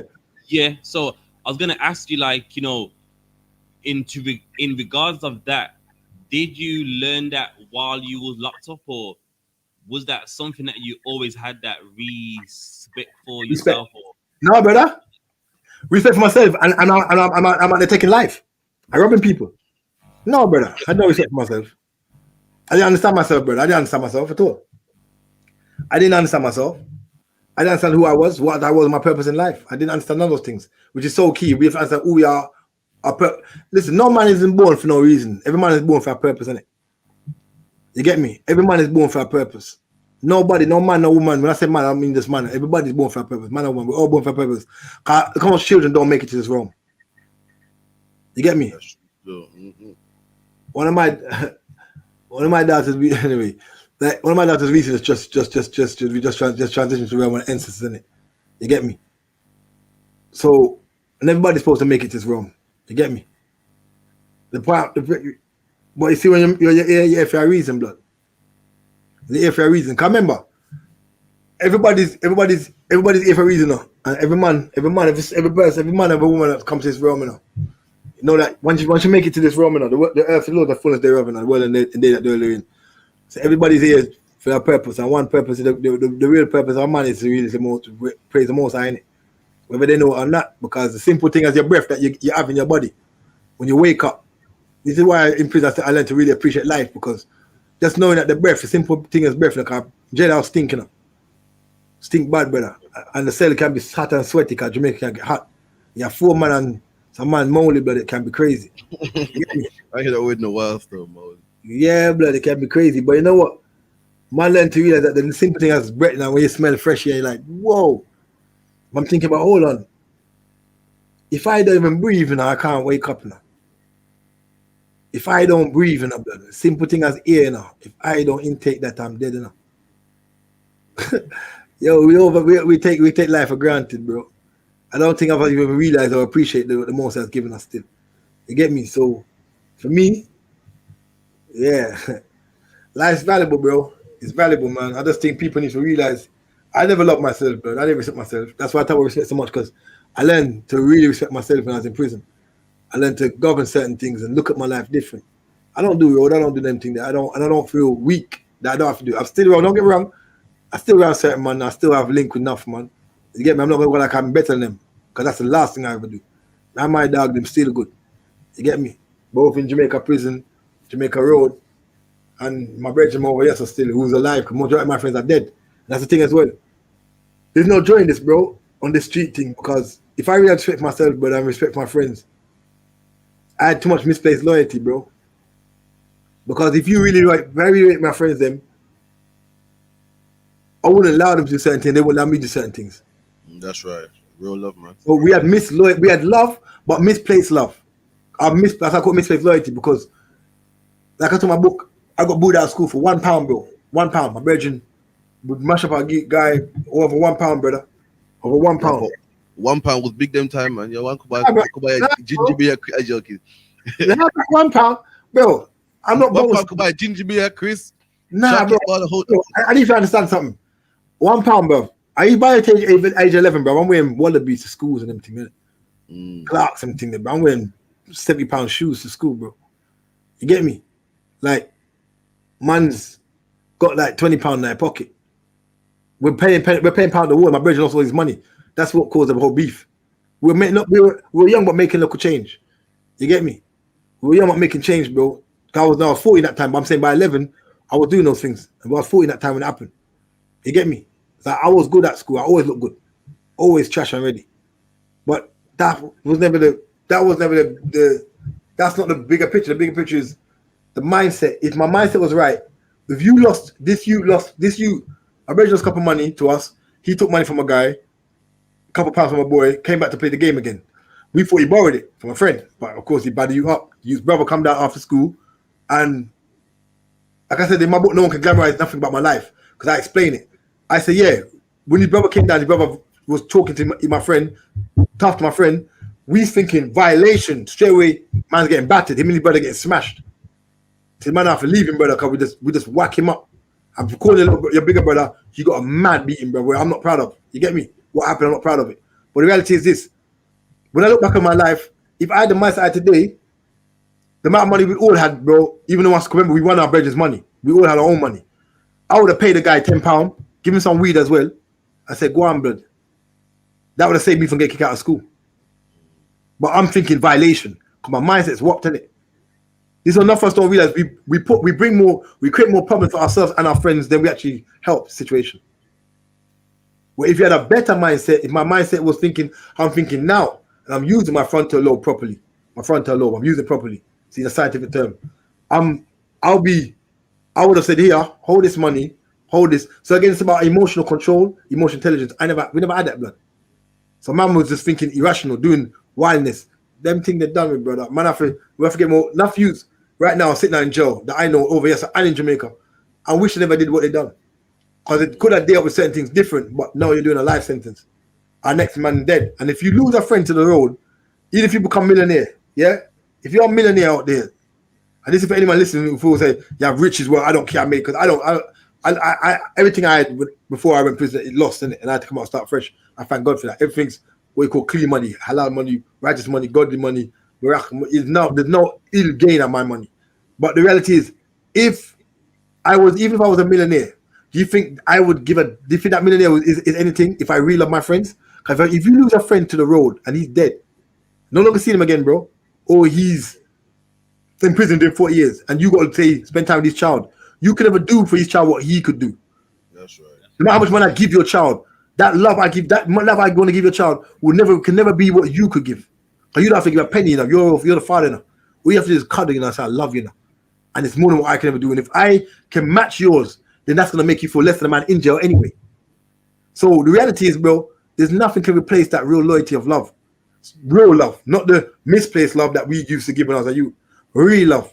You get me? That the Bible says, love your neighbor like you love what? Yourself, innit? That's right. So the reality is, but man never really know about love when I was younger. So respect, no, but I had no respect for myself like you. Now I get to respect myself. I certain things I won't even participate in. I won't even look at. You get me? Like, not that I'm better no man, but my mind is not there no more, bro. I ain't whopped. You get me on this illusion of the system. They can't fool me, bro, with no designers and things. They're not saying I don't have them. I don't want to say, man, I'm a hypocrite. Like, tomorrow you don't see me on the road and man's got on a bad boy designer suit and a bashy shoes and say, I'm not saying I don't have them. I'm just saying, man working hard to get it, though. Man work hard and I got what I need to get, and then man can get that. You get me? But I don't do this kill out myself to buy a pair of clothes and shoes, but I got prison for them things. I'm madness that. Not doing that, bro. Cause my youth them and my life is worth more than that. And my friend's life are worth more than that. I appreciate my friend them. I'm not saying I'm still around my dog them now.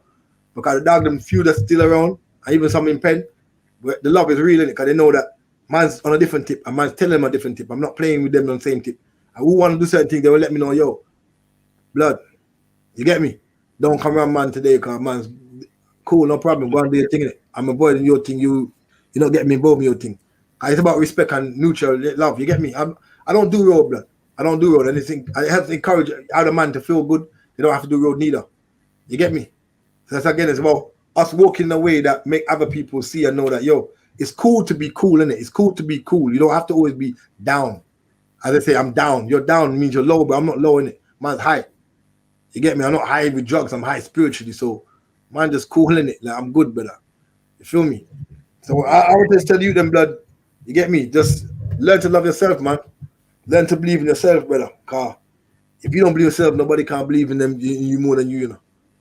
You feel me? You can take a horse to the water, but you can't make him drink it. So you have to learn to love yourself still. You feel me? All right, that's Stephen, man. Guess what, Stephen? I'm glad for having you on the show, man. You know, it's been great upon the time. And I commend you. You know what I mean? Your brother that, give me a hand, man. Big man saying it. You know what I mean? Your brother that's done wrong, went jail, come out, and the man's flying over the globe, man. You know what I mean? The amount of people come out of jail, and you know the government got it patterned in a way where they nothing can't fly out. You fought that, doing your thing, helping to open the eyes of other brothers, man. Fair enough. You got different views on doctrine, and then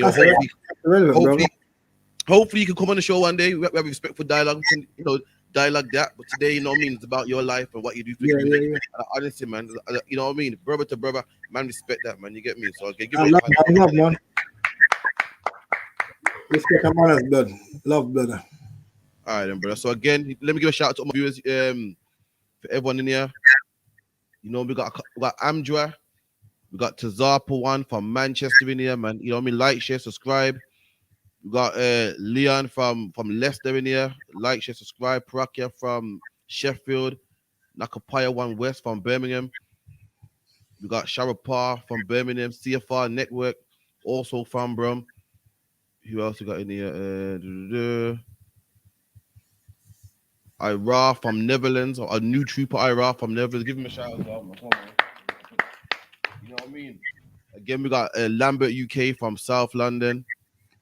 Howbar from Brum.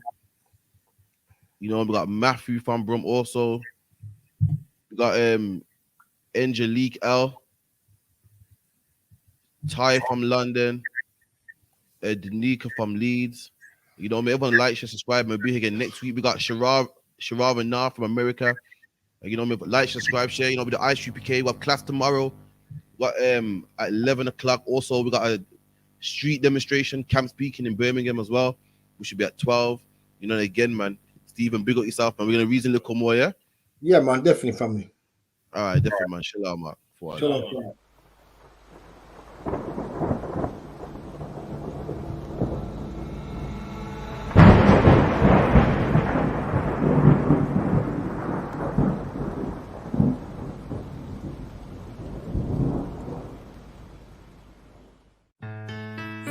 Till they bury me.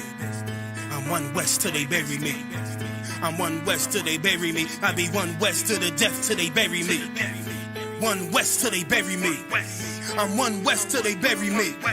I'm one west till they bury me. I be one west to the death till they bury me. I be one west to the death till they bury me. They ain't scaring me. Rip the soul out of Pharisee. Speaking heresy and get you fucked up apparently. It's like they daring me. I said chill, they ain't hearing me. They ain't listening. Every bar nitroglycerin. Hit your heart, bring it back to start, make you live again. Get them dividends or we start getting ignorant. I be on that soldier shit. I told you shit phenomenal. Nah, but he abdominal. So what you suckers trying to do? Rhyming comical. Guess it's funny until I'm bombing you. Bring apocalypse to them pussy niggas that's popping shit. Team of all-stars, I coach them up like I'm Popovich. Fuck the politics and the lobbyists and apologists. They vagina, so we gon' check them like gynecologists. It's kinda obvious how the situation is ominous. The way I vomit this and regurgitate for the audience. They start applauding this cause the competition is fraudulent. From the era where niggas smoke you up like a parliament. The flow been stupid.